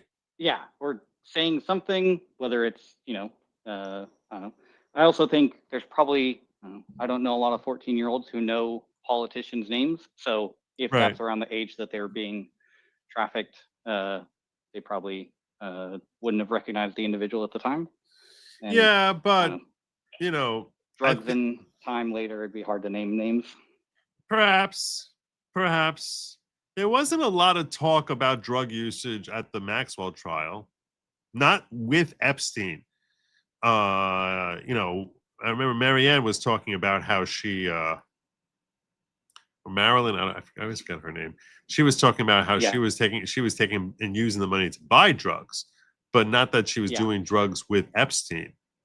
So yeah, she did them as a way to forget or cover it up. that particular woman had a very tragic story where, like, before she ever met Epstein, and she met him at 12. Before she ever met Epstein, she was already being abused by her grandfather or something. So she had a lifetime of abuse before and during Epstein. So yeah, it's not surprising that she turned to a life of drugs. She was very impoverished also. The contrast between her and the other three women who testified was very stark, because one of the women was Annie Farmer, who she told her story over, and she's like she's like sort of like your typical American woman. I think she's a little bit of a crazy person, but she's typical. A little crazy. She's just a teensy bit insane, but she doesn't look like she looks. I'm saying economically, you can see her that if you bumped into her in your local restaurant or supermarket, she doesn't look at all unusual. In contrast to Marilyn, who basically she looks like she's a 35-year-old woman who looks like she's 70 and bedraggled, and like life has basically beaten the hell out of her. And the other two women who testified are like supermodels. It was very weird blend in that sort of way. Yeah. You tried to call ring and then disconnect. Maybe there's a problem with my phone. How many times did you try calling? Just once. Yeah, see, that's very strange. I'm not seeing. Call while I was on with you. I don't know. So I appreciate you giving me that information, because I'd like to at least hear their claims. Now, whether they're going to willing to put names to the claims is another question. Like who it is that's saying. That's sort of the next step. What do you think about that? About the whole protecting the victims by allowing them to assault the reputation of someone else behind the shield of anonymity?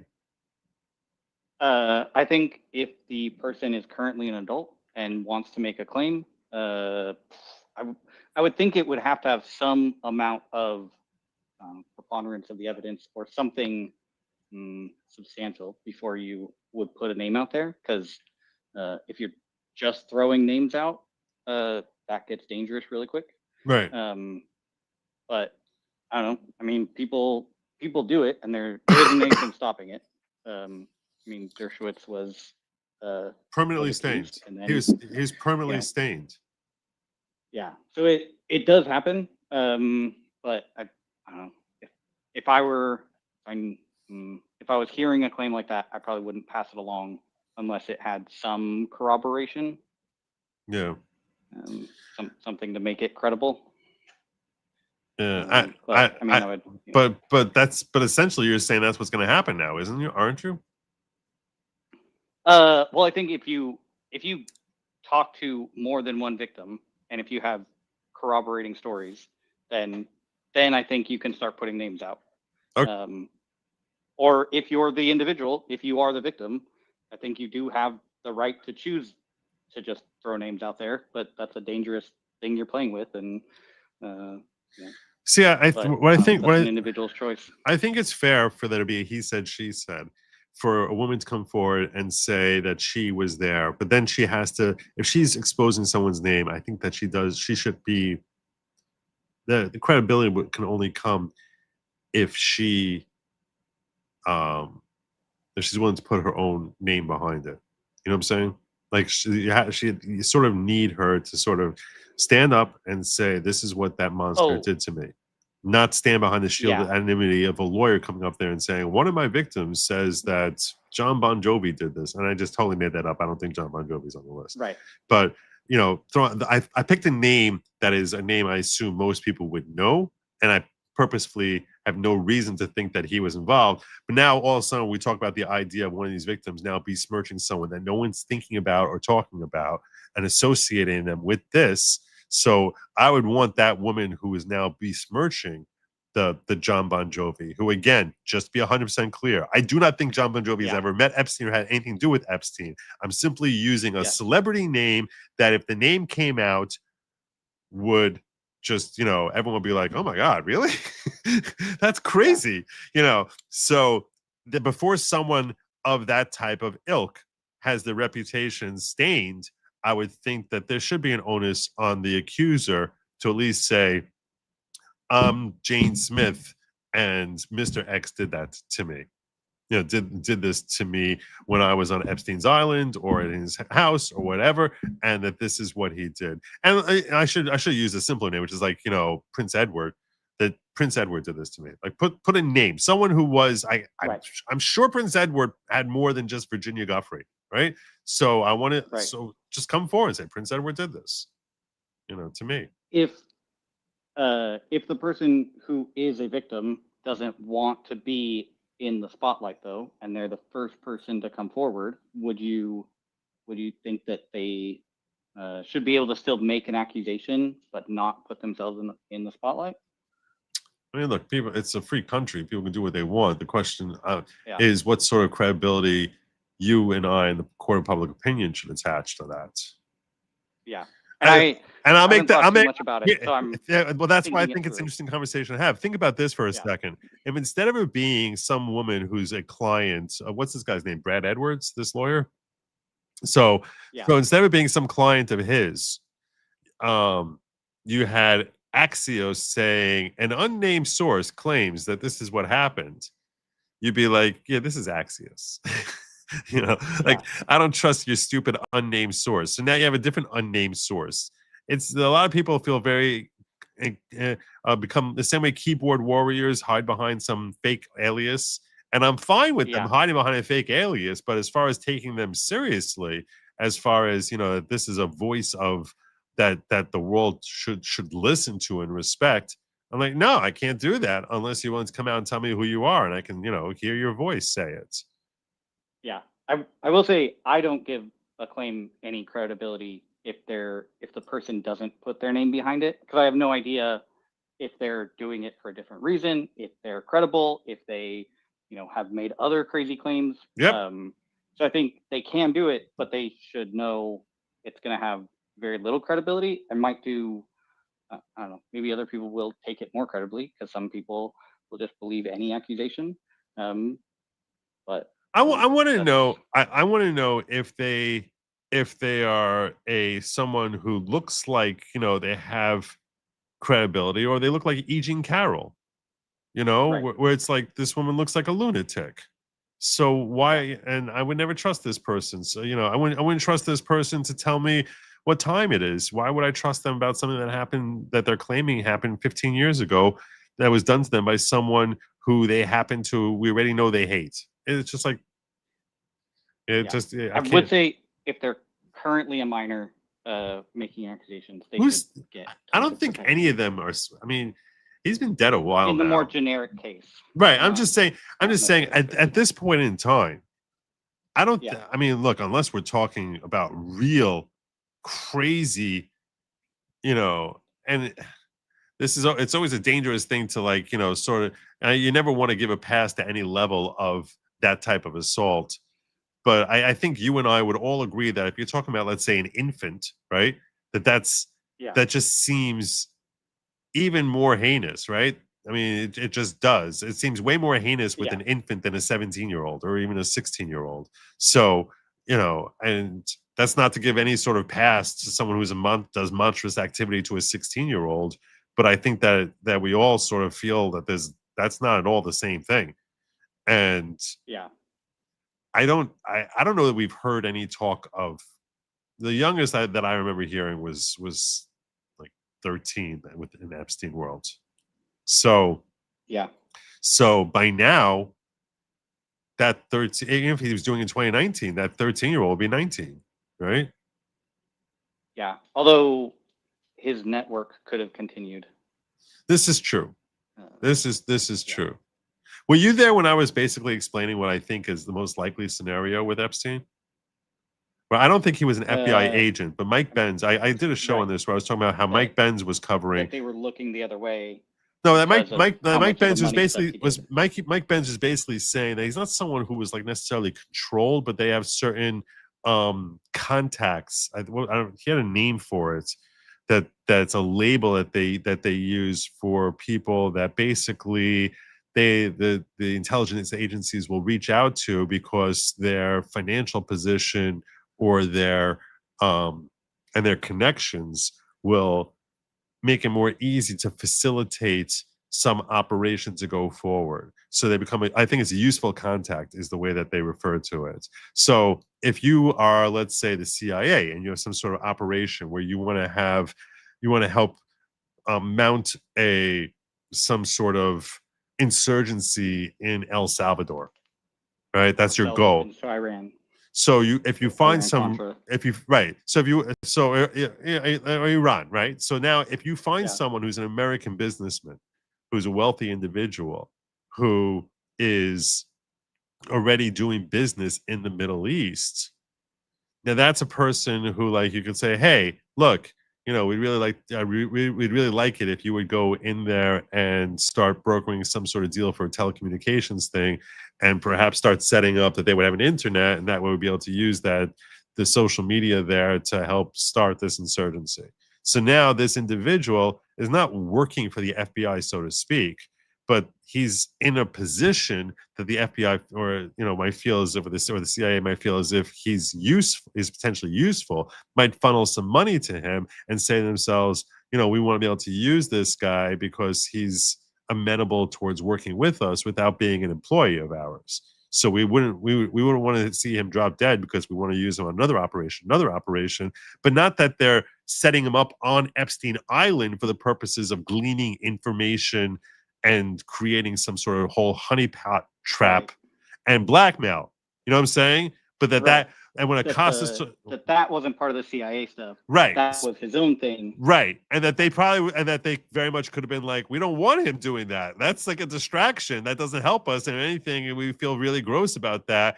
But we really would hate the idea of him going to jail because we might need him to go into El Salvador next year, and then go into Indonesia the year after that. So we really don't like the idea of him like spending forever in jail. That still is gross. That still is disgusting. That still is the elitism that I was just chastising moments ago. It's not as gross. Same way I had a sliding scale of like, it's not as gross when you're talking about, an infant. It's not as gross as them actually setting up a honeypot operation there. You know what I'm saying? But it still is gross. Yeah. In this analogy, so now it's basically the 16-year-old. They're using him like, Epstein using a 16-year-old, which is gross and disgusting and disturbing, but not nearly as gross as if they were setting him up on Epstein Island, which that would be like the infant scenario. Yeah, and using our tax dollars for that, which is just like, what the F is happening here? Yeah.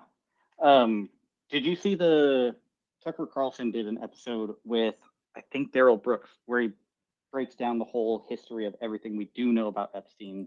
It was very, very informative.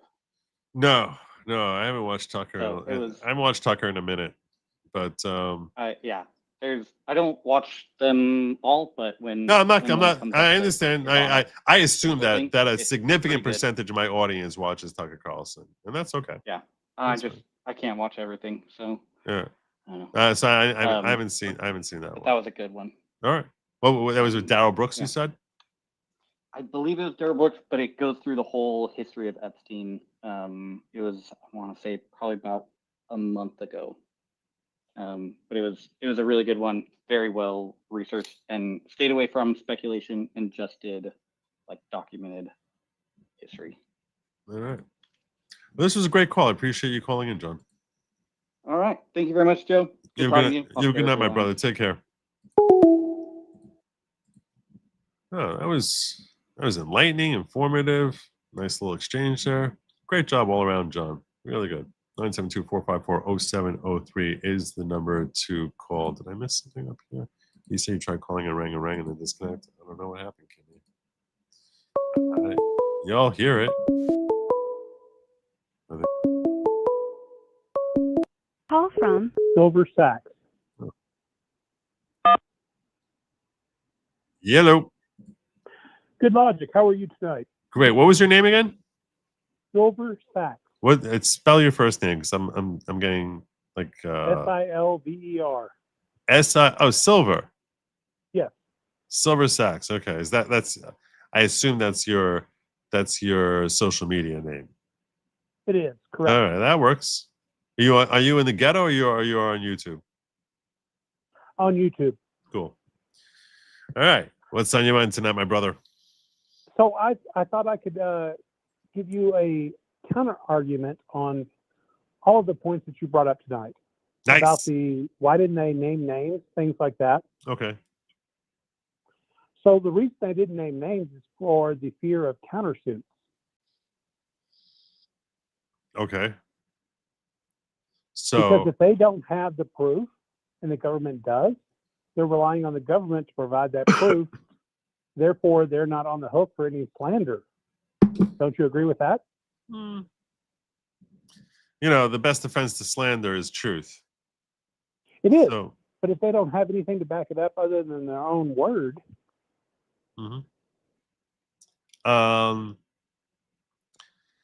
Yeah.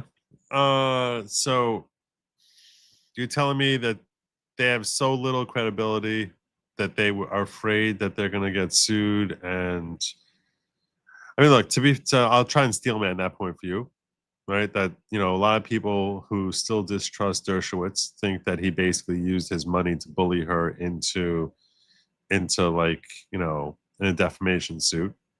So I personally think that Dershowitz is telling the truth. That just a lot of the reason I think he's telling the truth is pure nothing more than two things. That my radar for when someone is lying just doesn't, none of the alarm bells go off when he's talking about this topic, and the other is that she's settled. Does that mean that I agree with you? I agree 100% with you on that. That doesn't mean I'm right, but and some people are convinced that she was telling the truth. So I don't, and she did retract at one point, but then people will say she was forced to because of a lawsuit. So I think that's that's a legitimate concern. I mean, I think that's fair, but you cannot even hope to have accountability if you're not willing to name names.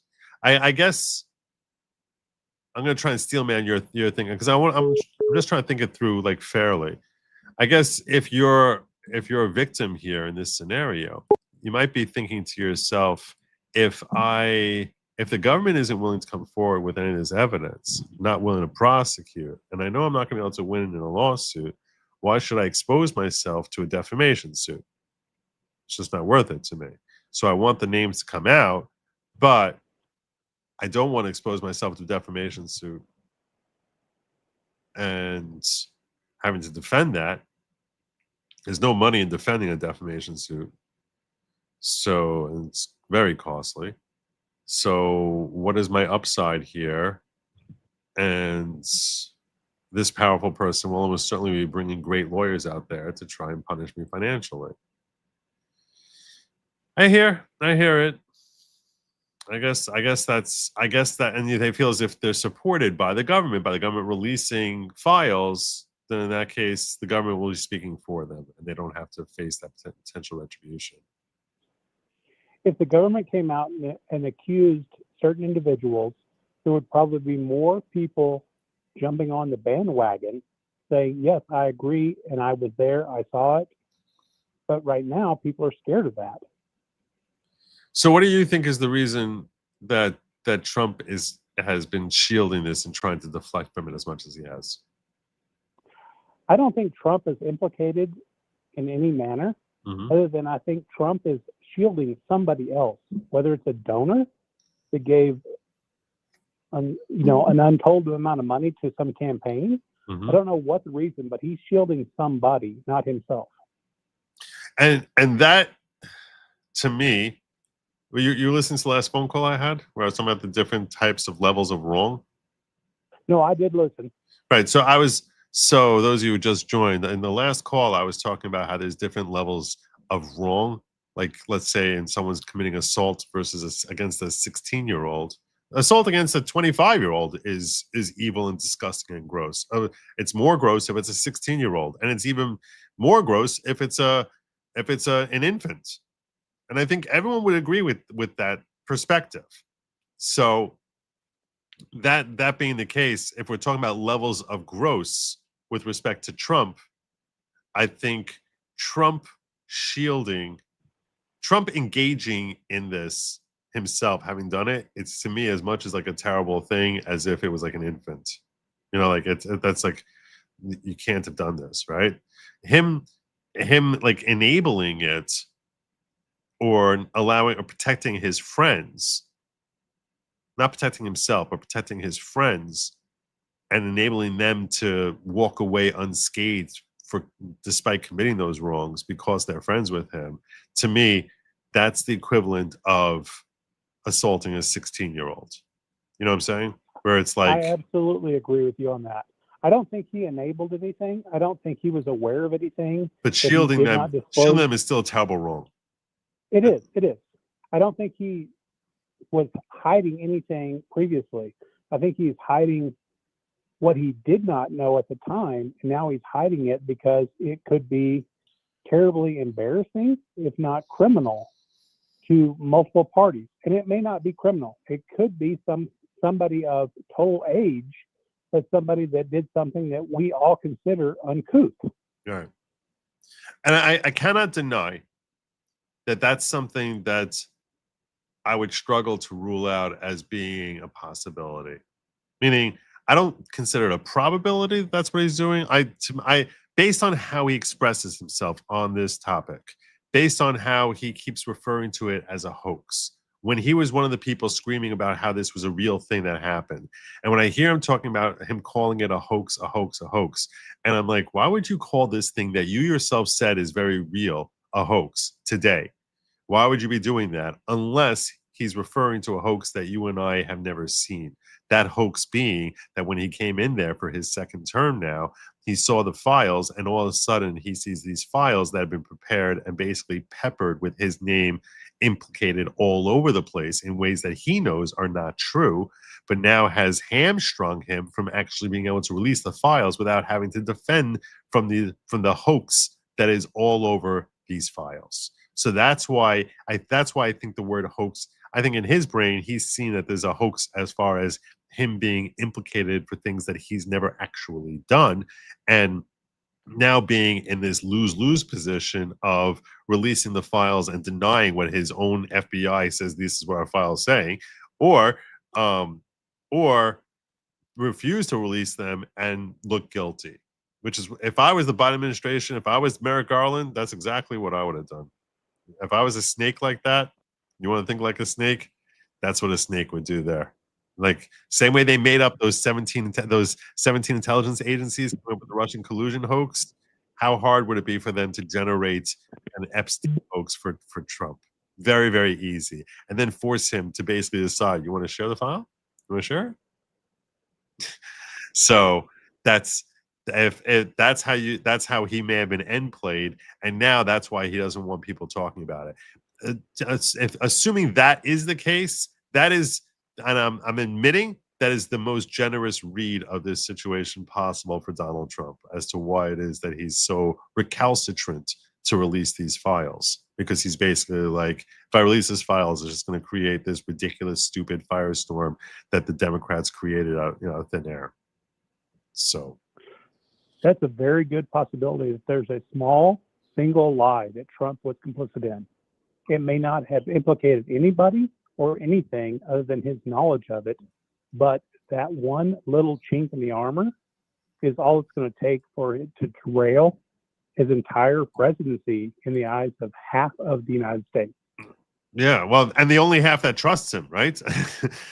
So, it's like he would lose like half of his half. Right now, he has half the United States, or perhaps somewhat more than half. But he would basically be left with like, instead of having the 70 or to 80 million people who believe in him now, he'll be left with 20 to 25 million, and he just doesn't want that. So, yeah, I think that's possible. All right, my brother. It was a great call. Thank you very much, Silver. Have a great night. Thank you. Take care. Appreciate it. My pleasure. All right. I'll take one more call before I get on out of here. And then I'm just going to bust it out of here. I frankly would actually rather shut down in under 2. So if a call comes in fast, we'll take it. Make fast. Call from Wrestler Town. Wrestler Town. Hey, Joe. How you doing, brother? Good. So what I saw today seemed like a scam. What I saw was a bunch of people setting up placeholders, hoping that if something comes out, that they have their place in line for some kind of reward or to get something back from it. Why do you say that? Because they're acting like it. Usually when there's something of substance, you see the substance. This is like a kind of a scam where like, oh, give me $5 more and this will happen. Give me $100 more, this will happen. They were providing nothing, but they were placeholding themselves. So if someone else provided something, they could jump in and say, oh, hey, I was here at the beginning. This happened to me. So if they find one person who was trafficked to someone, then they can say, oh, I was also there, therefore I was also trafficked, and I get this as well. Could be. I really think it is, because I think that their stories were interchangeable with anything. I mean, not just with each other. Right. It was basically like reading an astrology. It was, something will happen today on a road. They were that vague. They could be replaced with anyone who's been trafficked or anything in any way. No one said anything of substance, but they wanted to be out there for some reason, even though they provided nothing. And the reason we also have to just assume that is we're not required to do their work for them. I mean, why are the people who have information telling us go get the information? And how long are we supposed to just hold out for this? I think this is over. I mean, I don't care about it anymore at all. You're done with Epstein. Yeah, how long are we going to fall for it? We'll say, okay, something else is coming, something else is coming, something else is coming. And here we have the victims, and there's nothing there. These are the people who contain the crime. They are the crime. They are the information. The information was put in front of us, and it was nothing. It was a blank page. So to me, it's done. So I'll play devil's advocate with you. Yeah. If we do that, I mean, a lot of people feel as if the entire point to Trump, let's look before Biden, right? Before Biden purposefully tried destroying this country. So now you need Trump as the tonic to sort of cure from that, okay? But we sort of looked at it as there being this cabal of deep state who basically are running the entire country.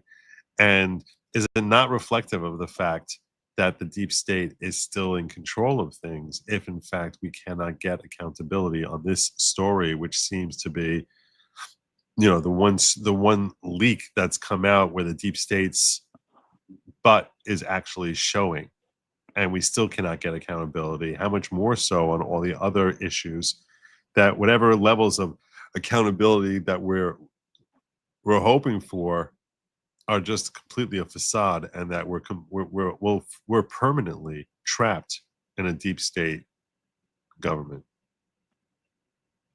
Well, I think we are. There's going to be there's always going to be deep state. The levels, it's a question of levels and the scope of how powerful they are. I just don't think that this is the thing that we're going to pursue that on, because this very well could be empty, because there's no evidence of anything anymore. There seemed to be at some point, but again, that could have just been the news running away with things. That could have been just because of what Virginia Guffey said. Many things. I don't think this is the thing we want to pursue the deep state, because I've seen no substance. I haven't seen anything to grant purchase upon. we have plenty of our ways. We have plenty of other things that we know we can grab. Like right now, investigating combing and things like that. Those are things that actually we've seen the results of. We've seen evidence of it happening. And we have documentation. This is just It sounds nothing. like you watched it today. So I want to add, did you watch it? I watched it on and off. I watched it for 10 minutes and I said, okay, this is exactly what I thought. And Did you see Gloria Allred there? no, I didn't bother, but I heard she was there, and that did. What's funny is I came to this conclusion, and I learned she was there afterward because I was half watching because I was doing some work during the time. Because Kimmy is saying when Gloria Allred showed up, didn't she have a client that was a Trump accuser? Enough said. E. Jean Carroll wasn't true. How much did that cost him? He still believed in justice system in 2009. Well, you would hope that he would believe in the justice system when it's under his control, right? I mean, I think you would hope for that, but now I'm curious about. I mean, I assume that's a reference to Annie Farmer. I know that a few weeks back, I think it was Annie Farmer who basically was saying that she was in a room. All of a sudden, she just remembered this news story that she was in a room and Trump came in and she was very young then, and Epstein goes, "Oh, that she's not for you," and sent her to another room. And all I was thinking is, well, who's the girl who's stuck with Trump or something like some retarded story like that. Yeah, that girl doesn't exist apparently. Yeah. And I should point out that I separate this from Trump completely. I don't even think about how it implicates Trump or what they say about Trump. This is purely something that I look at, and regardless of Trump or not, seems like complete bullshit. Now there's a little bit there, and that's how they got here, but they provide nothing else. The Trump thing is completely irrelevant to me. I just saw a bunch of people who were hoping that a money train was coming in. Yeah, and they're acting like it. And well, the thing I'm very curious about is all these victims who were there. What my question for them is, where were you victimized? I want to know whether they were victimized on Epstein Island or in Florida. And the reason I want to know this is because from everything I've seen, the Florida and New York is where he was engaging in his personal conduct with maybe one other person showing up ever. You know what I'm saying? This was not like a whole series of different men that were showing up there. All these victims who we're hearing about, I don't remember any of them talking about Epstein Island. I don't remember any of them talking about going there and performing. And my question is, who were the girls on Epstein Island? Because some people are saying that they were Russian agents who basically, Russian girls who were basically being sent in there. And that's the NKVD theory that, he was working for Russia. But that would be the easiest, is Eastern European girls. I mean, there's a few people easier and than that. Those are not 12-year-olds by and large. Those are like, those are basically, Russian hookers who are basically, creating like a party atmosphere on Epstein Island. So what I think what you're, and I start going down this path because I think that what you're talking about with respect to, this being something that's built out of nothing is he definitely was assaulting young girls in his own personal life. And I think it makes sense to believe that he was probably providing girls to people on Epstein Island. I don't know that I've heard of anyone who was an underage girl on Epstein Island. That's my question. And I'm not saying it didn't happen. Maybe there was. I'd like to know about that, like underage girls on Epstein Island. I don't know. Do you remember hearing anything about that? I don't. And I think the reason that they're not saying where they were abused exactly is because they want the option. If the government does have something and says someone was abused here, they want the option to say they were there as well. Mm-hmm. The reason they're not giving us anything is it's the same reason you remain silent when you commit a crime. You don't want to put yourself anywhere because you want the option to say something else at some point if you have to, or you don't want to give someone ideas. They were basically pleading the fifth today. It's the reason they're not giving specifics about anything that happened is because someone out there, this may have happened, and they don't know if this happened to someone, but they think this may have happened because it looks like it may have, and they're hoping that the government knows that one person, and they say, oh yes, I was also in that shed that we did. Oh, there's a shed suddenly in New Hampshire that this happened at, and since I know about the shed too, I remember when I told you about the shed. I'll remember that. Oh yeah, we were all in the shed together. Now that came out, I also get money because I was in the shed. Maybe. They're everyone out. I wouldn't assume that all of them are there for that, but amongst them, I wouldn't be surprised if there were some there who were there for that. So yeah. Yeah, I mean maybe, but you have to. I mean, you have to so kind of assume cynical. they are because You're so they're putting cynical. the work on us. You're so cynical. Well, I am when someone tries to put the work on me to do something when they have the information. You know, someone comes to me and says, "Hey, Wrestlertown, can you run these numbers that I already ran?" You give no credence to the point that they don't want to be sued for defamation and have to hire lawyers to defend themselves from some wealthy guy who's going to basically be blasting them the way Dershowitz went after them. No, I don't. Why not? Why don't you think that's a legitimate concern? Because if that were the case, why is it in my purview? Why is it brought to my attention that that's even a thing? Imagine your relative is an Epstein victim and a victim of other people. Can you God forbid, would you not understand that it'd be like, I don't want to be sued. I don't want to have this type of exposure. I want people to know, but I don't want to like put myself out there. I would, but I would also say, okay, so we have two choices. We keep private, or we name them. We don't do whatever this was today. Do you want to get away from it or not? Fair enough. Yeah. This was exactly just giving enough rope to hope that someone else does something with it, because they gave us nothing. And the real reason I'm calling about it is this is a mentality I think more people need to have. We can't let people drag us along on things. So even if this was a giant cabal and everyone was involved in all that, well, okay, what do you want me to do about it? Are you going to help me find it or not? If not, well, there's other cabals to go after, I guess. Right. We have better cabals. Right. Why is this one Wrestlertown's responsibility? Why is this all of our responsibility to do this if you won't give me anything? You say, hey, Wrestlertown, go do work for us. Okay, what do you want done? I don't know. Well, you do it, and then I'll tell you if you did it right. No, unacceptable. It's over for me. I don't care about this at all anymore. Fair enough. I can understand that. You make cogent points. Well, thank you. All right, my brother. Thank you for the call. I appreciate it. Yep. Bye. Take care. Good night.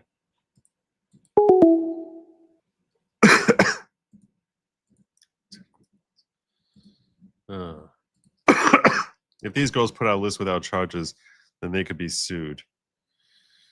Yeah. Well, that's saying. Call from Kimmy Hunt. All right, Kimmy's been angling to get in here. Kimmy. Hey. Kimmy. What's Just time's the charm. It kept saying, hello, the Google subscriber is unavailable. Please leave a message. It's so weird because I was like, why is my phone not ringing? I was like, no one is calling. I wonder how many others. And then all of a sudden it just started working. I didn't even do anything. I don't know what it was, but anyway, who cares at this point? Yes. I have got a couple theories. I really think that Trump has seen his name put into some documents and they showed it to him and said, look, and he's like, oh crap, look what they did to me with E. Jean Carroll. And that was a nothing burger. Mm-hmm. I hate that term, but, and I owe millions of dollars for that. They'll impeach me for this, even though it's a hoax on me. Not saying the other people are hoaxes, but if they've put in some poison pills into all of that evidence, like I was describing, Garland would do, like I was describing a few 20 minutes ago, like Christopher Wray would do, like Comey and Brennan would do, and had done, and like even Bill Barr would do. Yep. I mean, be honest about it. Bill Barr, gee. Anyway, needless to say, if they've peppered that throughout that, just as an insurance policy, and he's gotten wind of it maybe from Cash or Bongino or even Pam Bondi, he's like, this is a Democrat hoax. Right. And that's why he's saying it's a Democrat hoax. He doesn't mean that the Epstein Story. case is a Democrat hoax. He means the files that they're holding are a Democrat The hoax. files that they're holding are tainted. Right. And I think that's why he's pulling up short. What he could know, do, though, is basically say the files, what he could have done, and perhaps I would say, if I was advising him, should have done, is said the files we have are very clearly corrupted and incomplete and filled with inaccuracies. And they provide more misinformation than true information. So what I'm going to do is I'm going to have my FBI investigate this and get to the true bottom of this story. Yes, he could do that. That's the mature way to handle it. And yeah, he'll get some blowback. No, we want to see it. And be like, why would I give you disinformation when what we see in here we know is provably false? So rather, we care about the victims, but we don't want to be in the process of creating new victims by falsely naming people who should not be named and who are demonstrably has bad intel here. And accordingly, we're going to be building this file from scratch and digging up Alex Costa and all the agents who were involved in the original thing to get their reports, talking to the victims, talking to whatever, and talking to various various investigators who have been handling this case, and various people who were in the Epstein world, and interviewing them and investigating them. And then we're going to come back to you and give you what our report is. And it's probably going to take us a year, but we are going to have an accurate report rather than giving you this disinformation, crap, stupid, bad intel reports that was left behind by the Biden administration. Well, that would be the way to do it, and see if Pam Bondi, Dan Bongino, and Cash Patel could even clean up some of them, figure out which things are counterfeits, if you will. They should be able to examine documents and tell if it's been doctored or not, and then maybe do something about that. But I agree with you on that. However, he's gun shy when I hate to use that term since he was hitting the ear, but he's gun shy when it comes to the judicial system. I mean, look at him every time he does something, even with immigration, they're hitting him with lawsuits and this and that. And he can't get anything done without the judicial system sticking their thumb into it. So he thinks the whole system is just corrupt at this point. And I don't blame him for being a little bit like, okay, I've had enough, Look how long it's taking him to try to get the E. Jean Carroll thing to, an appeals court, or eventually, I don't know where it would go at this point. I don't even know I don't know procedurally where it's at right now. Yeah, I don't know procedurally at all where it's at. And then these women, of course, they're not going to want to be out there because they watched what happened with Dershowitz and Giuffre. And unless they have, inside knowledge of that and just got it through the, news, it's like, holy crap, if I put my neck on the block, these rich men are going to come after me and I'm just going to back down, and then I'm going to look like a fool just like she did. And look, she killed herself. So they don't want to have to go through that kind of trauma either. Now, I heard that the women said that they were going to maybe form a list on their own and release it. Yeah. What are your thoughts on that? I really don't care at this point.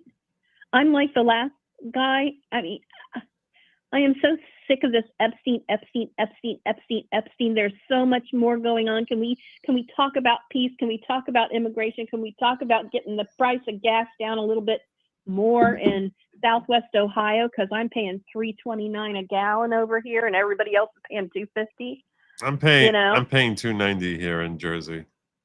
I'm paying ours went up to $3.49 on Friday. Oh. And they said, well, we have a refinery down in Indiana. Oh, really? Then why is Indiana's price is $2.70? But here in Southwest Ohio, I feel like somebody's just, kind of trying to gouge us for some reason, the gas stations around here. And we're not in a wealthy part of, Ohio. I'm 30 miles up the street from where J.D. Vance grew up. So cool. It's not like I got to meet him, shake his hand.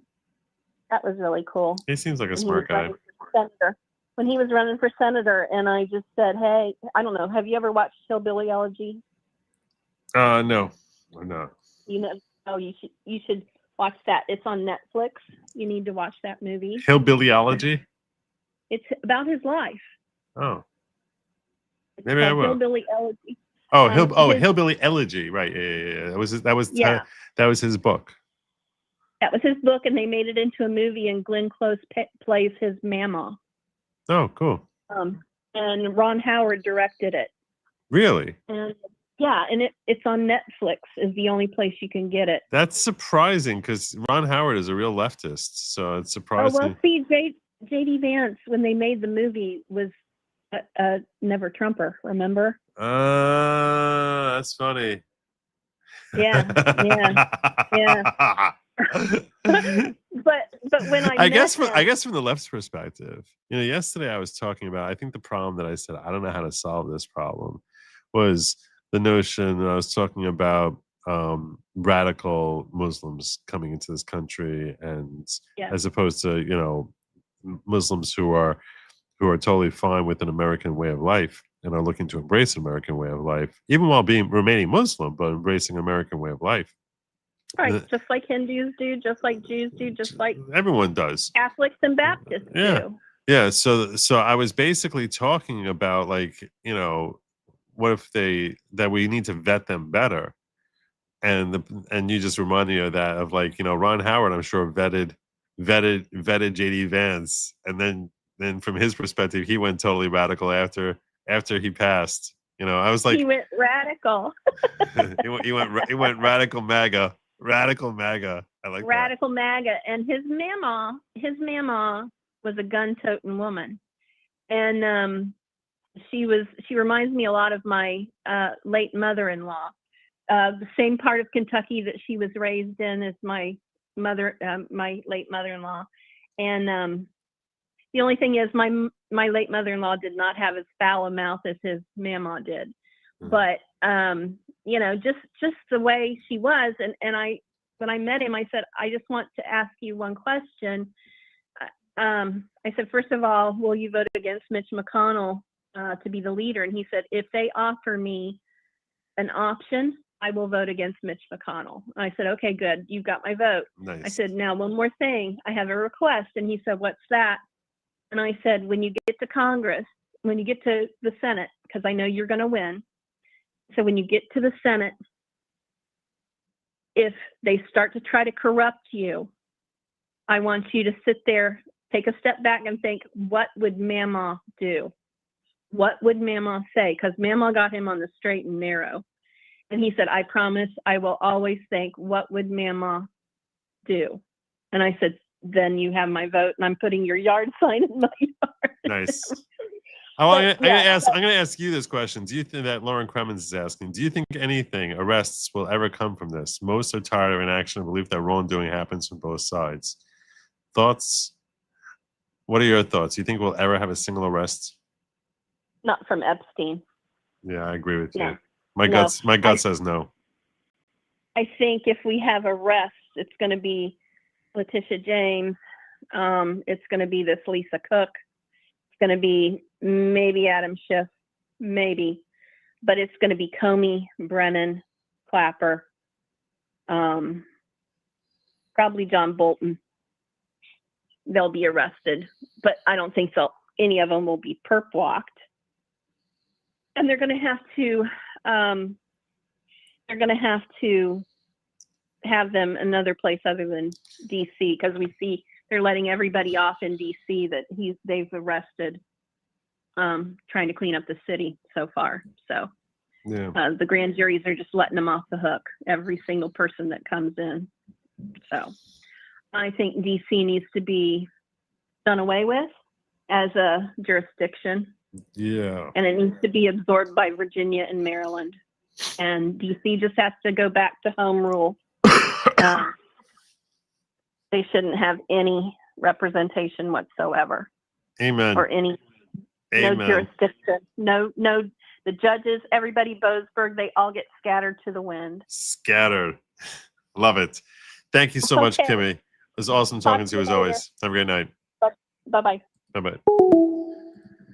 The problem with claim victims releasing their own lists is, how do you know they are victims and telling the truth? Well, people can say whatever they're going to say. I was talking with several callers about this, Allegan, about the concerns as far as should we believe them? Should we not? And, different levels of at the very least, to have some sort of credibility, you would think they have to put their name and face behind what they're saying, as opposed to just releasing it through their attorneys and remaining, him coming out and saying, one of my victims says that John Bon Jovi, some insane thing like that.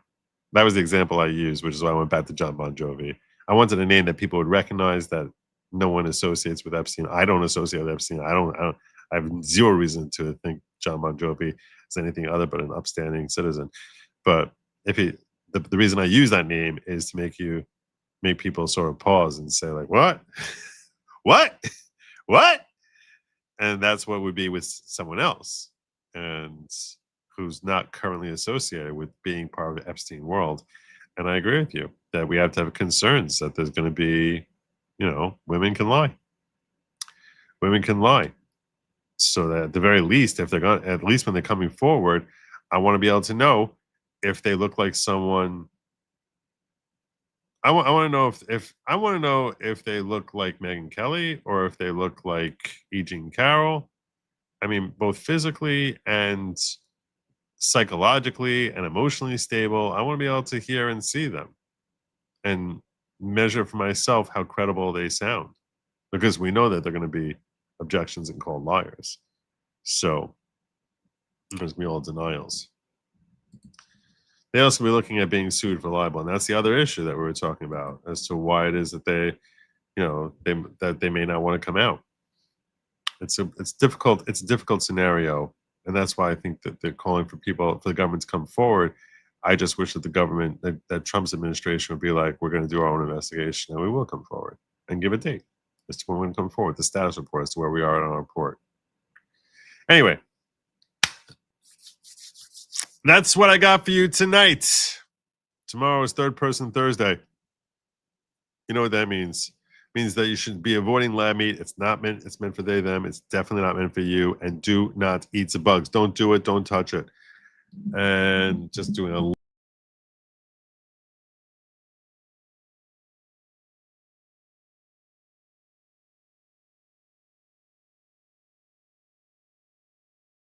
that wasn't supposed to happen. That was my boomerism for the week. There you go. Yeah, I just was doing a check in the ghetto and making sure we were all cool there. I'm out of here. Just have a good night, everyone. And as always, the lady is driving me nuts. She says you're not available. I don't know what you want. I'm sorry. I need to go. It's 2.5 hours. I wanted to go like a half hour ago. Next time, job. Next time. Have a good night, my brother. Godspeed.